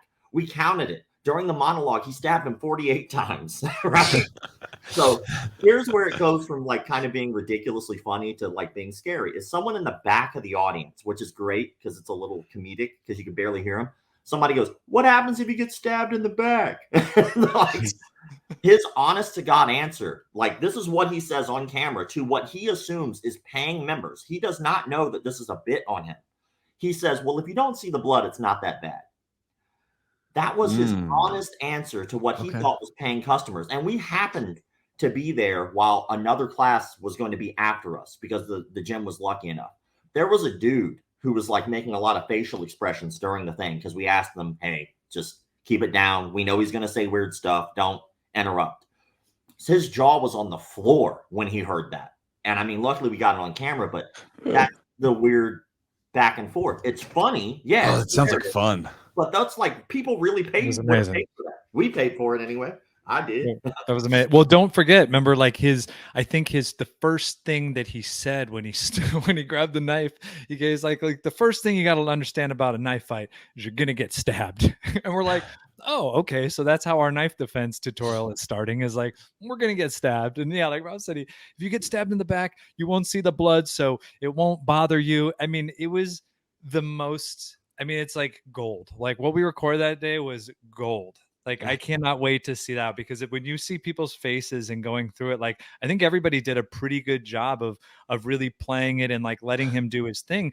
And it wasn't even to mock him right out of the gates. It's like, let's see what he shows. So when you start out this seminar by showing people how to revive people that are knocked out, when we're not knocking anybody out, you're wasting my fucking time for like a half hour or an hour. You know what I mean? We're sitting there going like, hey, I'm going to teach you how to fly a plane. We're not flying a plane. You know, we're just going to do this like drill here. Well, okay. So this man was like next level nuts, and the stuff that he's teaching legitimately, if he was teaching knife fighting to like soccer moms or shit, they're all getting stabbed. Like everybody's dying under his guidance. It was horrible. That was just one thing that we filmed. We shot for 3 months. That's just one experiment. And like another one we did was I made up an entire art, just made it up. I watched 3 movies and took 3 techniques from 3 movies. That way, anybody could have done what I did, which was the whole point. Like anybody could have conned people if you're just charismatic enough. And so I watched Enough with Jennifer Lopez. I watched Under Siege 2, and I watched Miss Congeniality. And I took 3 self-defense techniques from those movies, and I was like, that's our curriculum. I'm just going to teach it because anybody could have done that. Anybody could have watched these movies and taught a seminar on it. And so for the first hour, I did the opposite. I taught these people nothing but garbage. And in the website where they had to sign up, we literally left as many red flags as you could possibly find as a warning to people to not take the seminar.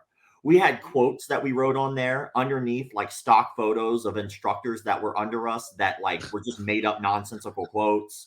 We had like animals like that. We were like, this animal represents this, but it had like nothing to do with the art whatsoever. Like made up my whole resume was made up. Like, and then so all these red flags. And at the end of like signing up, it was like, if you have any questions, please ask. No one asked a one question. And so when they showed up, I taught them nonsense. Don't read. Yeah, it's just like, look at what it says. Taught them nonsense for an hour. Then after that, they thought that we were filming for my promotional video so I can continue to do more self-defense seminars. I was like, hey, there are cameras here. If you guys could just sign the waiver because I'm going to use this promotional material. So no one thought the wiser about the cameras, right? Taught them nonsense for an hour. And then at the very end of that hour, I did like a pressure point knockout where all I did was like slap my camera dude on the forehead. And he hammed it up so good. He looked like he was knocked out unconscious. I spewed pseudoscience nonsense just off the cuff. All the stuff that we had learned from the other guy's seminar, honestly, I just took his rhetoric and spewed it back out. And then people genuinely thought that like my camera dude was like seriously hurt. They were like, oh my God, are you okay? Like they were fooled in a matter of an hour. So then I told them, hey guys, so you guys are about to leave. I know as soon as the seminar is over, go ahead and give me your testimonials now during the water break and then come back. They gave me these raving reviews. I feel so much safer now on garbage I just stole from movies. Then when I sat them down, I was like, what if I told you that the last hour was just made up? I literally just watched movies, made it up, and taught it to you. They argued with me for 10 minutes that everything that I taught them was legitimate. They were like, no, I felt that. I was like, oh my God. All right, so come up. There was a 110-pound woman. I did some standing wrist lock. And I was like, I'm going to squeeze as hard as I can on your hand. And when I go to do this wrist lock, all I want you to do is try to pull away. We had the camera zoomed in on my white knuckles trying to do it. Like you could see I'm really holding on to her. And as soon as I go to apply, she just pulls her hand away. And it was like a light went off. She just realized in that moment she had been conned. And like all of that like was an interesting experiment because I felt gross afterwards. Like I felt bad. I was like, oh my God, like I really did fool these people. So then after that, I taught them a legitimate seminar for an hour. But I mean, it was really fun experimenting with all this stuff for the film. So I thought that would be a good note to add because we did do the opposite as well. We tried to see if we could. Is it kind of like in that instance, that scenario, like is like herd mentality, kind of like people are just like seeing other people believe in it, so they start to believe it, and kind of the ball starts rolling that way? Like, why? How does it even? For me, it's like the point of you making a documentary is kind of to prove that there's like you got to be diligent, you got to understand, you got to know where you're getting your information from. Like, but how does it get that far per se? Like these people like have whole organizations of students underneath them. Like, how does it even get that far? And like, is it from just, it's like hypnotism? Like what exactly is it? Well, we interviewed a guy named James Heydrich. I'm not sure if you guys are familiar with the name or not. James Heydrich back in the day was considered the world's greatest psychic. And now he's in Cunnilingus State Mental Hospital for raping 5 children who were his students. But that dude fooled scientists. He fooled royalty. Some of it was luck, but a lot of it was like master manipulation. And when we talked to him and we used him kind of like a profiler, and he gave us like a blueprint on how to manipulate people and con people. Okay. And at the end of the day, it just boils down to being a good magician. It's just mentalism. It's just magic. And it's not that hard. Like, here's an example, right? So like, if you know nothing about cars and you took your car to a mechanic and your mechanic said, these things are wrong. Oh, I remember this guy. Sorry. I just remember this guy. Yeah. He had the little, he like moves pages. Yeah. He had a jester suit. Yeah. Like he got caught or busted. The Amazing Randy guy. Yeah. Yes, sir. But if you didn't know nothing about cars and your mechanic says there's something wrong with your car, you just trust your mechanic because they're the expert. Sure. So why would that apply any other different? Why would that be different to any other job? Like if you go to like your accountant and your accountant tells you something, how many celebrities have been like taken advantage of by their accountants? Like, why would you think different? That's their job. That's what they're good at. So I just assumed that's what's going to happen. So it's not that hard to manipulate people, unfortunately. And it's just, and martial arts is convoluted. Yeah, I think some of this too, like, so you know, obviously you guys probably did a decent job of presenting this stuff to people, you know, to sort of con them or whatever. In the end, the content was garbage, and you know, the website still had all kinds of crap on there, but nonetheless, it was just whatever. But like when I look at the James Heydrich stuff, right? Like, so for people that have never seen him, you can go look it up. Like his little bit, he would put down a newspaper and he would wave his hand and the page would turn. Or there was another one where he would put the pencil on the edge of the table and then he would like do this little motion, it would move. And I remember like watching that. And I think it kind of goes back to like what we were talking about earlier, where like I was watching that and thinking like, this is so stupid. How did anybody fall for this? And I think that it makes me sort of think about like, whereas we've gotten so used to the, like, because like Matt's talking about, you go back and watch these old movies, like these are terrible. It's like, if you go back and you remember playing like an NES game and you thought the graphics were great and you go back and look at it and be like, oh man, this is terrible. I feel like as a, you know, as a group of people, like in some ways we seem to be getting dumber, but in some ways we seem to be getting a little bit more intelligent. Because if some guy came up there and started spinning pencils and turning pagers and said he had telekinesis, I would say like, what else do you got? Like, if you've got this power bestowed to you, like you're a mutant from X-Men, like do something cool. Like, let's see what else you get. Like, I don't need someone to turn a newspaper. Give me like, do something else useful. I remember thinking, I was like, why is this like what they're focused on? You know, it's so strange. Rob, do you remember when you did the you did, we were sitting at the bar having drinks, I think it was for Subversive, and you grabbed the straw and you did the straw thing and you did that demonstration right there. I mean, it was like, yeah, so there's an old magic trick and I love this, and I do it all the time. And like when I go to Indonesia, I'm going to do it there to try to convince the locals that I have some sort of magic power. But you can take a straw, right? A regular old school straw. And if you pinch it in the middle with the wrapper still attached and grab and peel off one half and then pull off the other, it creates a static electricity charge on the straw. And if you take that straw and you balance it on like a salt shaker, is usually the best because it has a slight rounded surface, it'll just teeter-totter there. But if you take your hand and move it like just a couple, like an inch away from the straw, it'll try to touch your hand. So you can like use it and move your hand and it looks like you're manipulating the straw. And so people will be like, oh, you're doing it with your breath. And you could literally just and do it and no one would ever know, because they would be like, oh my God, how are you doing? It's just a static electricity charge. But I think a lot of like regular magic has a lot to do with the rhetoric before what you do. It's like I have to slowly implant little ideas and thoughts, and then eventually you fill in the blanks. You're creating the lie. I don't have to. I'm like, you know, if I grab this straw and I take it and I peel it like this and I set it down, and then I take my chi and I harness it and I take the time to concentrate and I put my hand against the straw.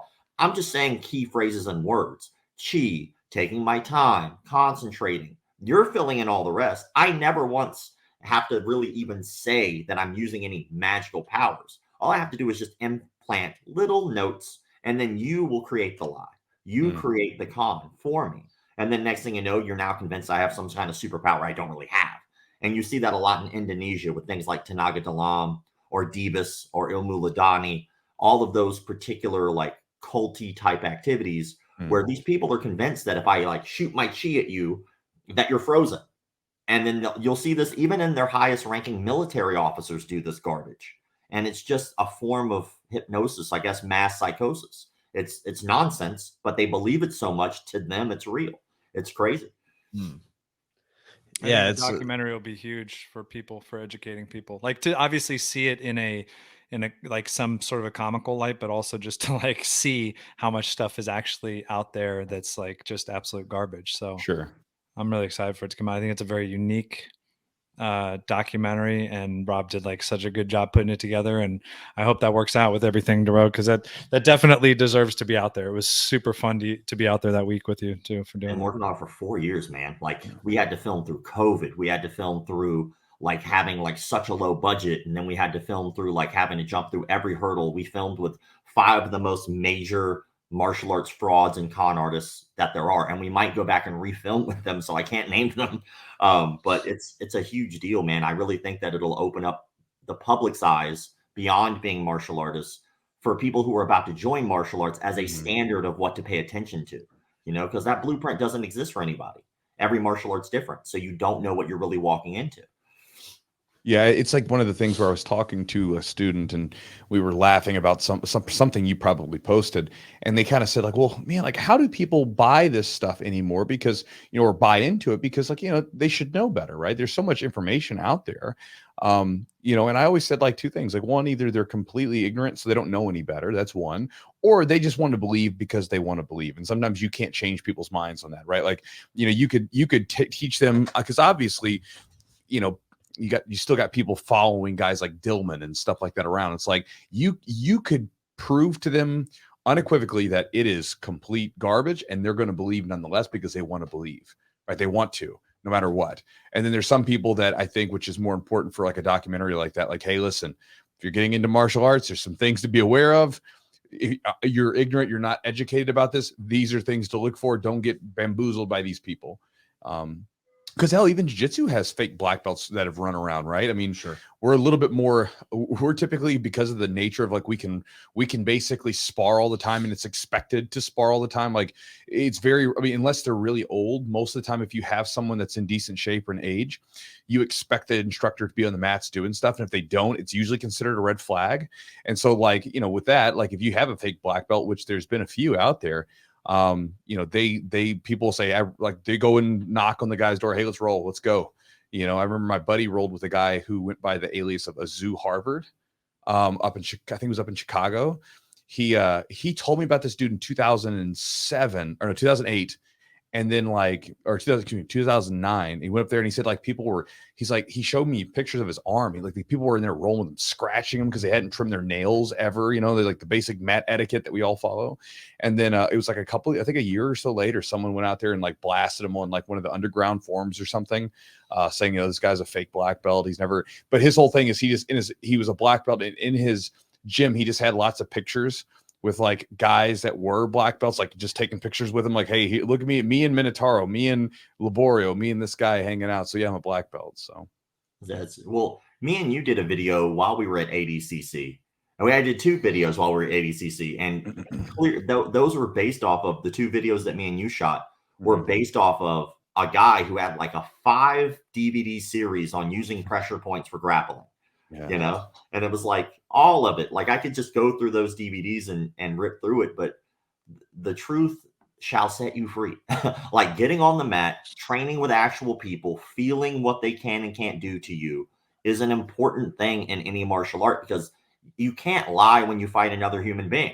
I mean, like if you really think about it, when you and a significant other get into some type of an argument, what comes out? It's not lies. It's the truth. It's all the stuff they held on to that they didn't want to tell you because they didn't want to hurt your feelings. But now that you're fighting, the truth comes out. And you said this, and you did this, and I hate when you do this. Like when you fight people, the truth comes out. And jiu-jitsu is like this beautiful, like no nonsense type. Let's get on the mat. We're not going to say a word, but I will know almost everything I need to know about you as a human being in that 6-minute sparring match. Like all of that will just come out of you. Are you sneaky? Are you like shy? Are you bold? Are you a coward? Are you going to try to get out of this by talking your way out of the submission? Hey, man, you're doing a good job, but why don't you try this? A lot of who you are will come out on that mat. And so I think that it's a beautiful thing that should be preserved. Like that truth should be preserved. And we as a community should fight to keep the honesty in martial arts. Like if your instructor is lying to you, there's something majorly wrong. Like that's a big deal, and you should leave that facility. There's no need to lie on those mats. That's all I'm saying. And that's really the ultimate goal of what I'm doing. Keeping martial arts legitimate, keep it honest. Like if you're a blue belt, want to open up a gym, do it. Open up a gym as a blue belt. Be honest. So if somebody walks into your gym, they go, how long have you been training? I don't know, 1.5 years, 2 years. They go, really? And you're the instructor? Yep, that's me. So you're not a black belt? Not at all. I suck, actually. I'm terrible. Every tournament I've ever been into, I lose. And they go, oh, okay. Well, I still want to sign up. Cool. At least you were honest to your customer. But when you lie, that's when things start to become a slippery slope. That's when people turn to fraud. That's when people start getting sexually molested in their schools. It all starts from that one little lie at the beginning, and then it gets way worse over time. I have seen it for the last decade of doing this. One little lie turns into these major issues over a long period of time. Just keep it honest and everything's good. Which seems like with jiu-jitsu is such a silly thing to like try to lie about. Like you can get on the mats and 5 seconds later, like if you're bullshit, we're going to know, you know what I mean? Like pretty immediately. Seems like it'd be easier to kind of maybe pull one off like on somebody with maybe some sort of like kata based martial art where it's really like I could just sit in my room and kind of do these movements over and over and maybe look really refined when I'm doing it and maybe kind of run that, race for a little bit. But with jiu-jitsu, man, it's like nuts, and it definitely happens. But that's why I like the purists. That's why I like the people who are actual jiu-jitsu people. I love the idea of cross training because I think that's really sometimes the only perspective that people get is when they go to another gym and they're like, oh shit, like I thought I was good and now I'm going against these other people and we don't all know each other's game, and then it's a real test. Like how are you, how can you roll? So but yeah, don't be a fake guy. That's terrible. Or you just come up with your own style. You just do your own style. You just come up with it. You don't have to be. You can like be a the black Bruce Lee belt situation. Yeah, or you do like a Dusty Dale. Wait, is that the guy? Something we talked about just now? No, that's Dusty Dale's another guy. Dusty Dale, Detroit urban. Oh, that's right. That's urban right. Survival That's urban survival training. Okay, I'm sorry. I just want to say this about this gentleman real quick. Yeah. What is our consensus about him? Bullshit? Is that what we're saying? He's bullshit. Yeah. Okay. This is what I thought. Well, I'm not going to say I don't think this, but I have an individual who I know who I work with Epicroll. She was able to meet this guy, spend some time with him, her and her boyfriend, and he had posted a video. I don't know if it was like one with Snoop Dogg or one with somebody. And I was like, man, what is happening here? And I sent her a message and I was like, what is the deal? Like what? And she literally sent me back like 2 paragraphs just saying how nice he was, how he actually is like really intelligent and really knows his stuff and has nothing to do with his fighting. Blows my mind. But I'm like looking and I'm going, but have you watched his videos? Like, is this spoof shit that he's posting here, but then he's actually doing real seminars with people? I don't know. But I was shocked when I heard that. I was like, you'd be kidding. And obviously I've never met the dude, so I can't like tell her that she's just lying. I was just like really surprised to hear that. I mean, he seems like a super charismatic, like he seems like a fairly intelligent, charismatic guy, 100%. But at the same time, like, I mean, like you can watch some of the stuff. Like one of his defenses was basically basic old school head-to-head wrestling where you pull someone in and you just sort of grind your forehead into their face. And I'm like, that's just wrestling. Like there's no pressure point there that's going to make me not want to kill you if I want to kill you. Right. Like, I mean, he's I'm sure he's a nice guy. And I'm sure with some people, they can be like, he wasn't so bad. Right. He was a nice guy. And, but if it's something like that, where I'm like, well, I don't care if you're nice. I'm caring about whether or not you're sharing like garbage that's going to get people hurt.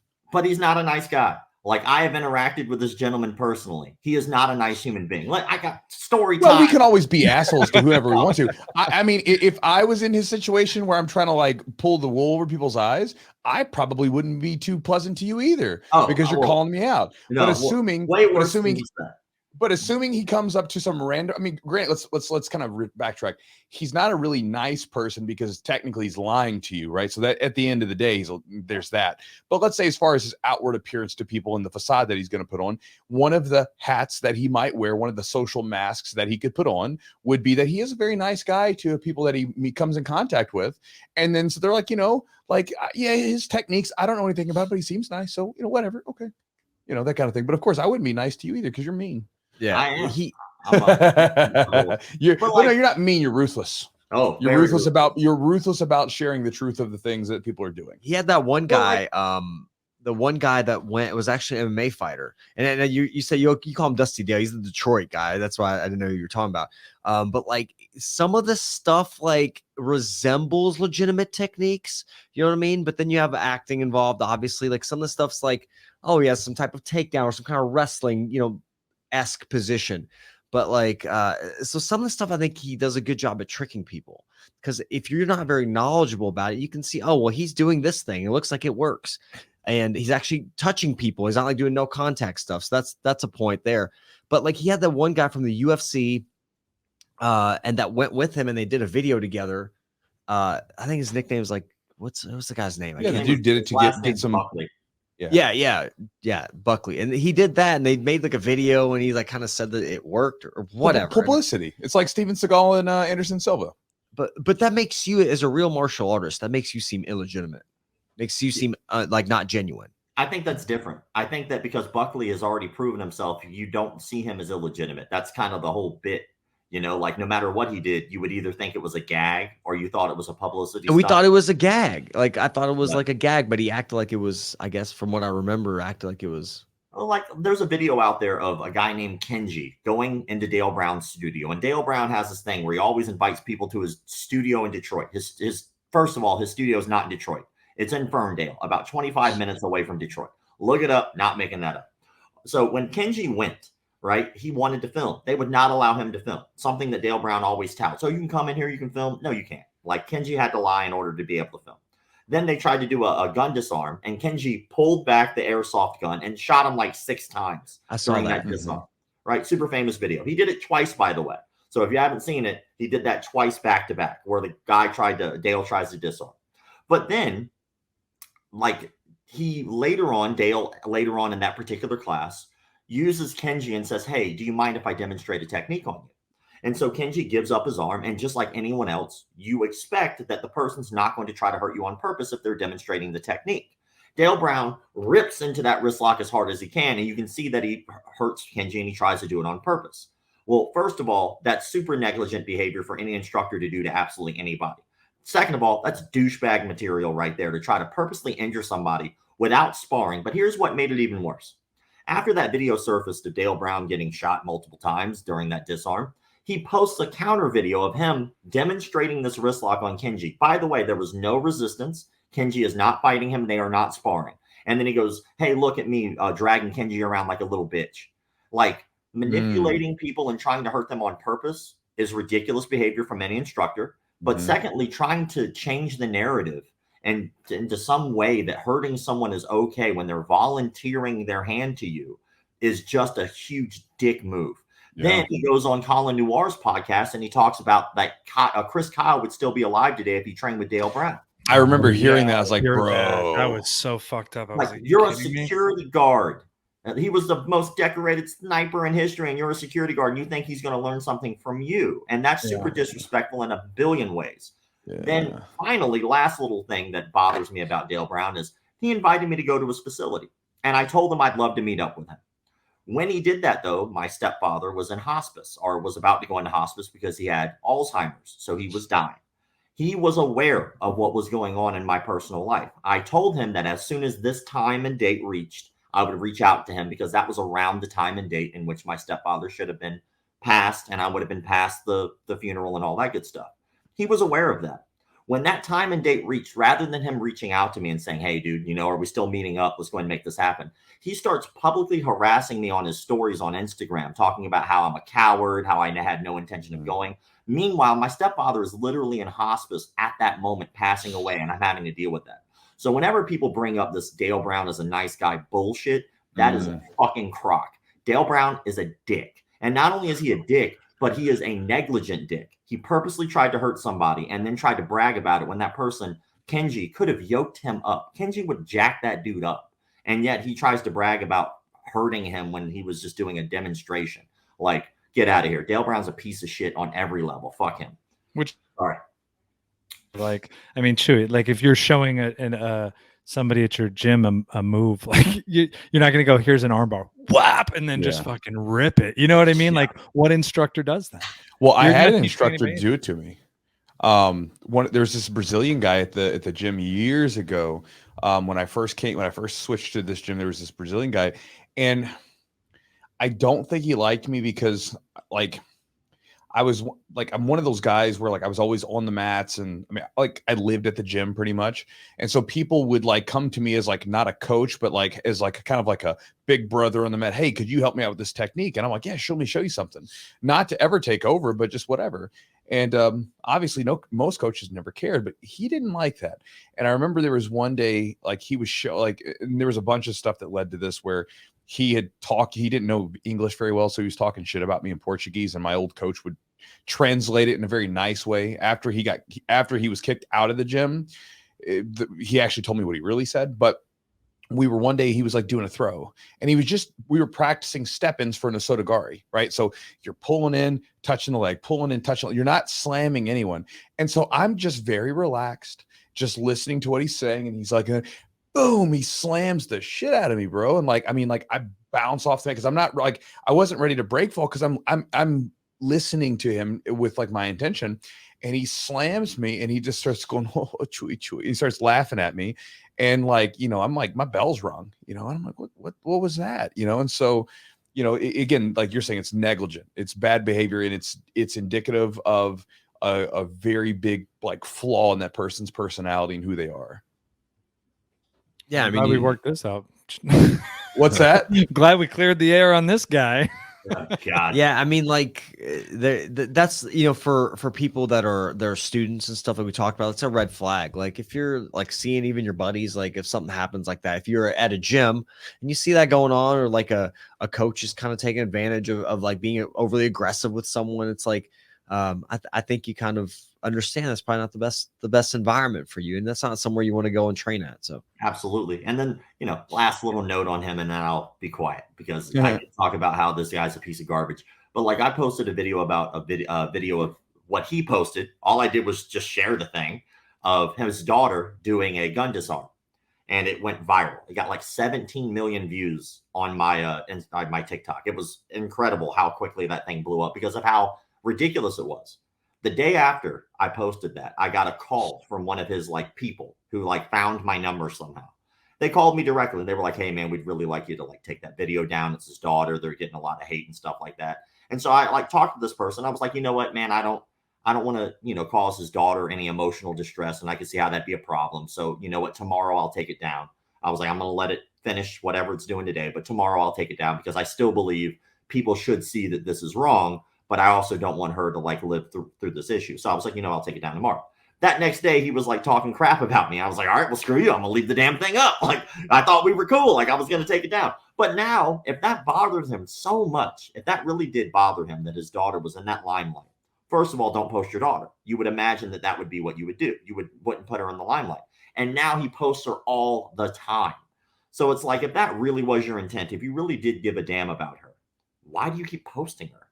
Why do you keep using her as fodder for your material of garbage? Like at the end of the day, man, the dude's a severe narcissist, and I really hope that people see him for that. And I hope that now he's happy that he is famous because he is the international poster child for incompetence. And so if anything, we now look at Dale Brown as a joke. We go, oh, don't be that guy. So that's a good thing that comes out of it, at least.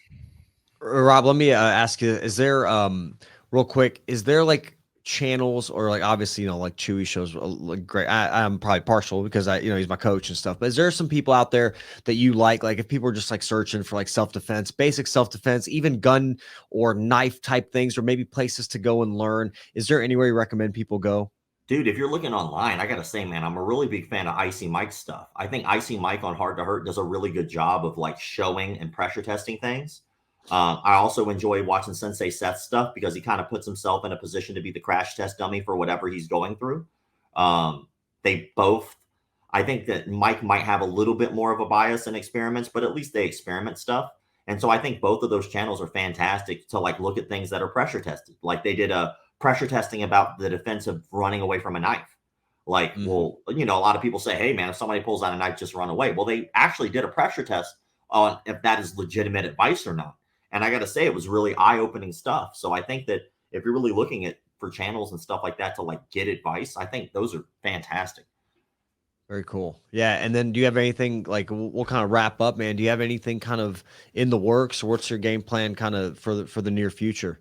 Yeah, man. Well, so after the movie is done, one thing I want to do is I want to make a headquarters. We're talking about purchasing a building ASAP. So I'll be able to have a headquarters here to do, events, seminars, stuff like that. But we're working on a video game. So we're working on a video game that is a fighting style game where everybody in the game is bad at martial arts instead of good. And each character is like tailored off of like 5 or 6 different people who do that similar art. So like if you did like a special move, like, Sub-Zero in Mortal Kombat where you go to freeze somebody, it'd be like a Dillman type character throwing his chi, but like in the video game, they could do it. So is everybody fat and out of shape? Yeah, he's very fat, out of shape. There's a ninja who's like super skinny and frail. There's like a Ashita Kim. Yeah, there's like a Dalsim type character who's like doing Indonesian salat, but it's like he's very much Dalsimed out. So stuff like that, and we're the whole idea is you're going from gym to gym rather than being a tournament, like how every video game fighting game is, right? But rather than it being a tournament, you're actually genuinely trying to find a school that is good for you. But then when the person teaches you nonsense, you call them out and then you fight. And then eventually, you see who's better, you or them. So awesome. Kind of we're working on. Very cool. And Matt, what you got going on, brother? I would vote for the final fight to be against Chuck Norris. Well, we legit. talked to Hanato Laranja, so we think that the final boss will be Hanato. Nice. He's the best. How many degree black belt is he? I don't know, like 100. 27-time Jiu-Jitsu world champion. He's legit. Best ever. Matt, what you got going on, man? Just some upcoming projects. I'm doing a lot more these kind of one-off, fun projects with different athletes, different brands.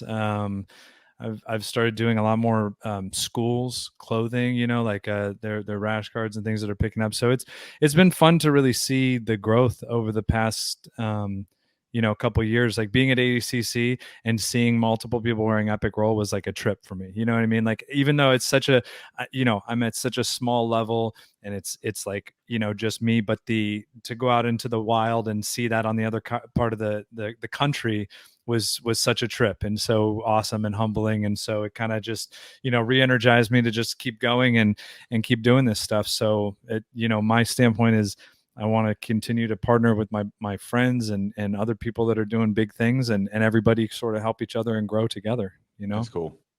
Awesome. Well, man, we appreciate you guys being on. Chew, you got anything? That's all for me. You're all done. Yeah. And Matt, obviously, he's a sponsor of the podcast. We appreciate the support, brother. Hey, man, I love you guys. Yeah, man, you're the man, and it's been fun to watch your brand grow, and as the podcast has grown as well. And Rob, you're doing awesome shit too, man. It's very cool. Very cool to watch you do the dirty work. Man, I appreciate. Rob's out there doing the Lord's work for us, Dude, I remember Chewy was on my show like when I first started. It wasn't. I think it was my third guest ever or something like that. So I appreciate y'all's support. It really means a lot, man. Like having that community and people who care. It's cool, and I'm glad that we're all able to work together too. I mean, it's like being able to do your job but hang out with people you like. Yeah. So much fun. It's very cool. Well, thanks, guys. Love you. All right, guys. Hope you enjoyed that podcast. That was a fun one. That's just like sometimes the podcasts are tough, like not even tough in the sense of like I like talking to the people, but like anybody that's done a podcast understands like when you're done, you're like, "Ooh, I'm tired." It's something to be like hyper focused on anything for more than a few minutes. Because, like when you're just casually talking to someone, you're just whatever. But like when you're really trying to listen to people, what they're saying and keep the conversation going and actually it can be very difficult. But with these guys, like they're just buddies. So it's like, it's fun. It was like an easy podcast. Great. Yeah. Like we could talk. We literally like we talked for even longer afterwards from when we ended the podcast. But I mean, again, we could just keep going on for hours. Well, we did like 10, 12 minutes before the podcast. It was like just silly shit. And so if you want to get that, that's going to be on Patreon.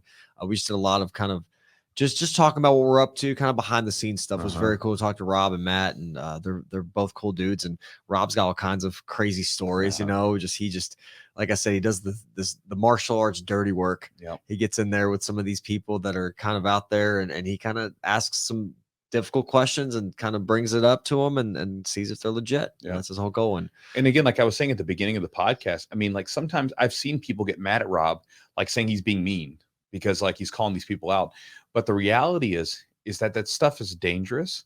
Again, like imagine a person that like was telling you he could be a good, like he was a doctor. And then so you're going into this person expecting that they can give you adequate medical treatment. Sure. You'd be like, okay, great. And then if you found out they were phony, you'd be very angry. So having a person who, like, if you go in there saying, I want to have the ability to defend myself, I want to get in shape, I want to learn a martial art that is legitimate, that maybe I can do something with. And, in some of these cases too, some of these guys are like, they're pedophiles and stuff, right? So like not good people. They're not good people, right? And like those are character flaws, right? Like that you're lying to people. Again, I don't even care if they were legit. If you're lying to people about stuff, that's bad. And so again, that tells you, okay, if you're lying about this, what else are you lying about? Because lying typically is like cockroaches, right? If you see one, there's a lot more around. You just don't see them. And so again, sometimes maybe it is a bit mean, but again, I think it's sometimes with people like that, you have to be a little bit like that, because if you're nice, it doesn't get noticed. And then people don't realize, oh, these guys are full of crap and they're teaching people the bad stuff and they're not being honest with people. And, again, like with Rob said, just be honest about it. If you want to do something, just be honest about it. Like I've seen blue belts open gyms before and they were honest about it. They didn't change their belt. They were wearing blue belts. You know what I mean? And so again, if you're going to do this stuff, just be honest about it. And, but I think it's a necessary thing in the martial arts community. Jiu-Jitsu is kind of an anomaly because like Jiu-Jitsu, there's so much of that. It has a self-regulatory nature because we'll call people out and we'll be like, you want to fight? You want to grapple? Like, let's do it. Like, cause you're expected to be able to do that to some degree. Right.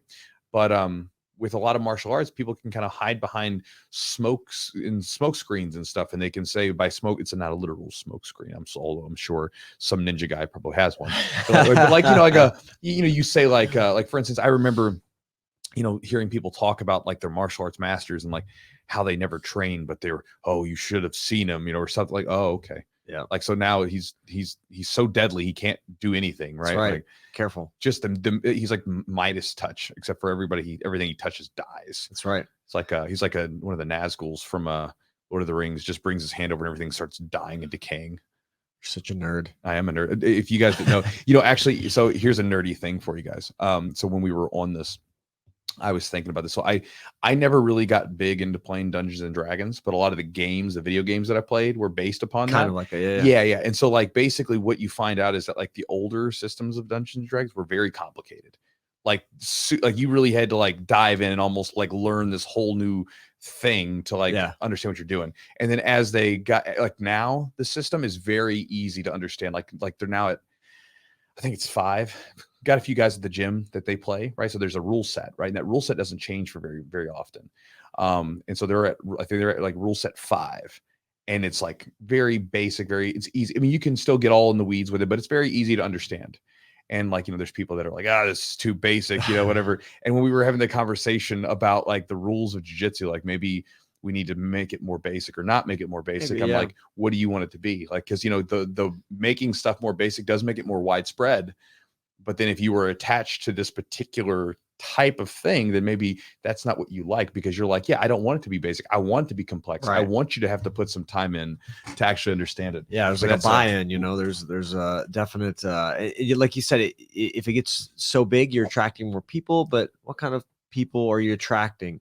And jiu-jitsu's already changed and evolved so much, Sure. It's not like when you did jiu-jitsu, it's like, oh, I did it because it was a means for me to fight in MMA. Right. Now it's like jiu-jitsu is a means for me to, to do jiu-jitsu in some instances for self-defense, of course, but also it's for me to, maybe compete or be a professional grappler, which is not a thing when you started. It wasn't really, there's very few people that did it, but still you look at the ADCCs from 10, 15 years ago, 20 years ago or whatever.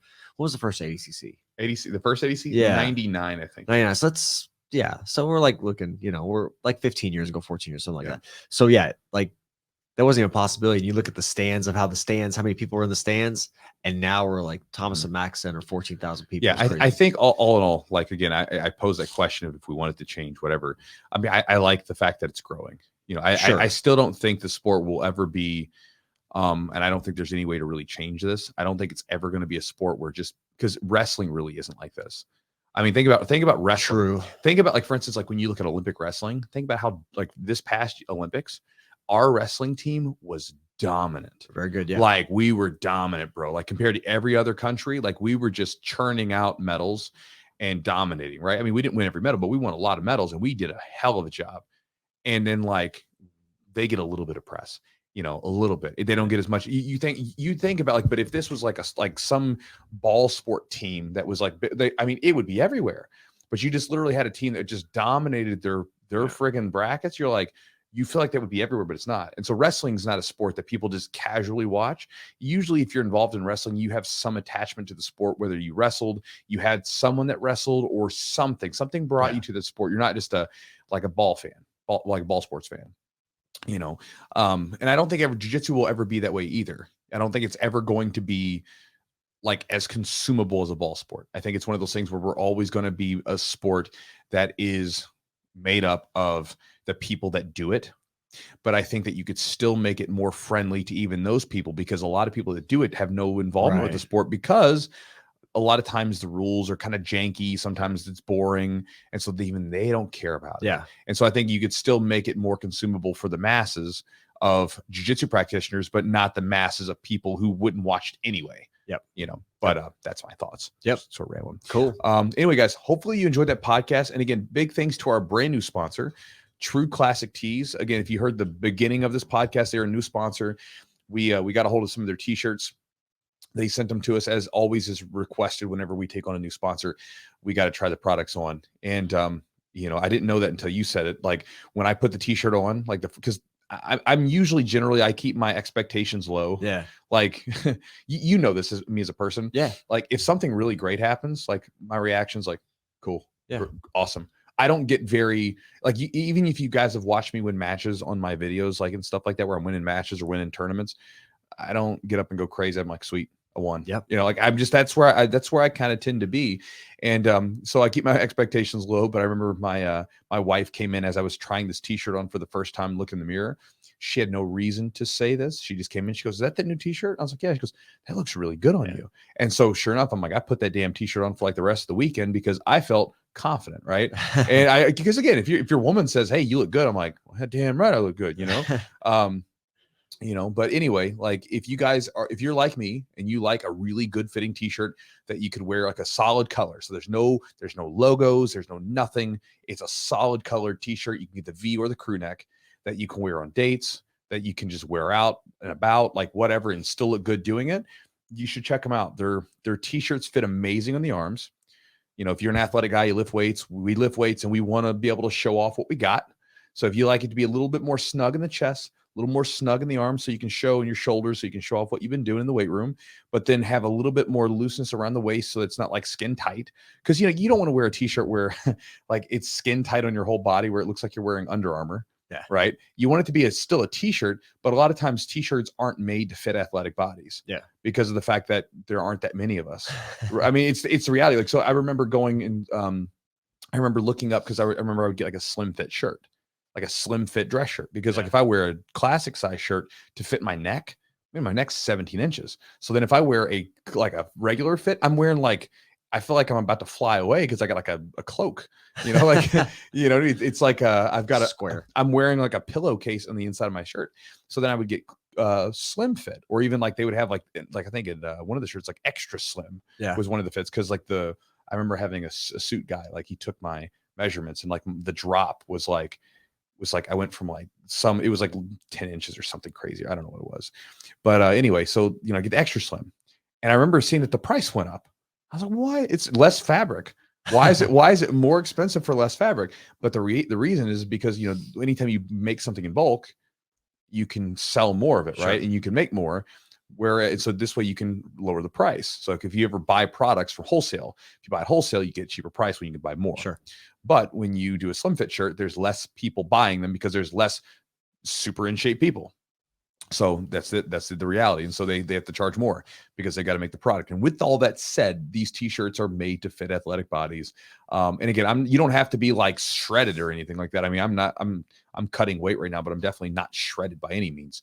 But if you're a person that works out and you like wearing nice fitting t-shirts when you can go on date nights with the lady or the man or whatever, like, then check them out. I like their stuff. I really like their t-shirts. I wore those damn things all weekend. It's become kind of my go-to date night shirt with Jess. Yeah. You know, and you can wear it as is, or you can throw a little sport coat on if you want to like dress it up a little bit. Fancy. That's right. If you want to dress it up a little bit. Plus it's getting fall. It's getting kind of cooler outside, you know? So anyway, check them out at trueclassics.com or trueclassictees.com. When you get whatever you want to get the t-shirt, use promo code Jiu-Jitsu for 25% off. Also, thanks to Charlotte's Web for being a sponsor. They've been one of the OG sponsors of the podcast for a long time, and they've been taking care of us. And again, I'm a big fan of their products, and that's why they continue to be a sponsor of the podcast, and we continue to push their products. You know, and I say push their products like share their products, I guess is what you'd say, because I take it. Yeah, you know, everything on the list that we share with you guys is something I either use or take. But again, it's part of my recovery routine, so I use different supplements and things like that. You know, I was talking to my coach the other day. We're working on a program for those of you guys that are listening, like a lifting and a sort of a diet-based program to help people out, because my lifting coach has been helping out a lot of my students and different people, and even a lot of you guys. Like, he was telling me, I think he's got like from people just from me. He's got like he's got people in like 11 different countries. That's awesome. Freaking super cool. Look, let me tell you, I don't work with Eli. I don't work with Eli, but like I've seen some of the guys at the gym that work with him and look fantastic. One of our guys, Chris, has lost a ton of weight. He looks better. He looks younger. And he looks better than he's looked. Like, I mean, he came in kind of overweight guy and has kind of stayed overweight, but man, he looks amazing. Right. And I'm sure he feels good training jiu-jitsu. And as you get older, man, carrying less weight on your joints is very valuable. It really saves your joint. Improved. Blood work's like improved. his doctor literally told him, whatever you're doing, just keep doing that. He looks great, man. And I'm so proud of him, and he's been able to stick to it. And he's actually given me more fits on the mat. So like I wear my heart rate monitor right now where I'm training. Very cool. And like he gets me up there a little bit. So he, like the other day we were rolling, we were up in I was up in the 150s. Which is pretty good. Like, like I can coast. All right, it's a goal for me then to get your heart rate up. You can get me up to 150 if you come back. Let's do it. But again, with what I was getting to was we were doing this little interview thing where I'm making this product coming up, which you guys will know about when it's released or when it's coming up. And I was asking him about different recovery stuff. And like, I mean, the most important part is diet and sleep and living a good lifestyle. It's a given. We all know that. But then it comes into things like supplements, right? And like creatine, glutamine, essential amino acids, not to be confused with BCAAs, essential amino acids. These things can all be really beneficial. And there's some other stuff you can throw in there too. And obviously, if you're like an older guy or something like that, you can even do things like hormone replacement. But nonetheless, CBD is a really nice supplement to throw into the mix. Now, I encourage people to try it, see what they think for themselves. Don't take the Chewster's word for it. See what you think and make it a sort of a decision based upon your own unique experience. Try it at nighttime like I do, or try it in the morning like Eugene does, or try whenever you want to. But again, if you want to try out their stuff, which it's a top-notch product, check them out at charlottesweb.com. The promo code is Jiu-Jitsu20 for 20% off. And guys, if you were listening to this podcast, you're like, Matt sounds like kind of a cool guy. Well, he is a cool guy. I like Matt a lot. And again, you should check out his website at epicrollbjj.com. He has a lot of really cool jiu-jitsu gear. He has everything from shorts, rash guards, gis, fanny packs, t-shirts. I mean, the whole thing. And everything is high quality. It's stuff you'll like. I mean, at least I like it. Maybe you won't like it. I don't know who you are because I'm talking to you through a recording. So therefore, I have an idea of probably who you are because we tend to have a type, it seems like, or we have a few types of people. Like I've done this. I've started categorizing people like in my head, like subconsciously, like where we meet them, they're like, I listen to the podcast. And I'm like, you belong in this bucket. Like we've got a group of people, and which are all cool people. I like our listeners. I think we got to meet a bunch of cool people at Adcc too. It was did. Awesome to see how many people listen to the podcast. And for me, I feel like I'm a very, very small fish in this pond of jiu-jitsu martial arts. But man, even like through the podcast, it seemed like there was a lot of people that it's impacted. So I don't know, like doing this thing, I never anticipated like it would continue to grow. Like I wanted it to grow, but like it really has. Like it was very cool to see all the people that love the podcast and listen to it and support us. So that's very cool too. Yeah. So appreciate nice meeting you guys. And again, we've got a lot of cool listeners. And but again, I think you guys would enjoy this. Knowing who listens to this podcast, I think you would probably enjoy his stuff. So check him out at epicrollbjj.com. And if you decide that you want to get some gear, t-shirt, something on his website, use the promo code Jiu-Jitsu, and that's 15% off. By the way, guys, I hope when I'm saying this throughout this podcast, our code is always Chewjitsu. Sometimes when I say it really fast, it almost sounds like jiu-jitsu. So there's jiu-jitsu, jiu-jitsu, right? Jiu-jitsu. And then there's Chewjitsu. They almost sound exactly the same. Sometimes I think when I'm talking fast, because I have a tendency to do that. But just so we're clear, did you have coffee today? Did you have coffee? Not that much. Oh, okay. I had 3 ounces this morning. Okay. I measure it because if it's a heavy riding day, I drink a full cup. Very good. But if it's like on a day like where I got a massage and did a little bit of work, it's just I did 3 ounces. It's enough to like where I don't get a headache. Yes. And it gives me a little bit of energy. But actually, the thing is, I don't get a headache anymore after I detox off of it. I don't get headaches anymore. But again, go to epicrollbjj.com. Promo code is Chewjitsu for 15% off. I'm gonna see how many times I can get you off topic just for fun. Well, I mean, it doesn't take much.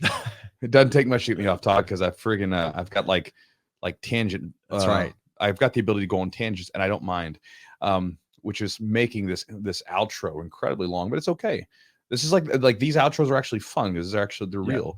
Yep. This is us talking. So anyway, if you guys want to support the podcast directly, you can do so by going to our Patreon at patreon.com/the Chewjitsu podcast. By going there, you can get access to a ton of different content that we've released over the years. A lot of it is going to be little conversations between Eugene and I, some actual tips for jiu-jitsu. Sometimes it's just conversational stuff that we're talking about. You can also go back and look at a little clip with some sort of actionable or interesting tip or idea from each one of our guests that we've ever had on the podcast.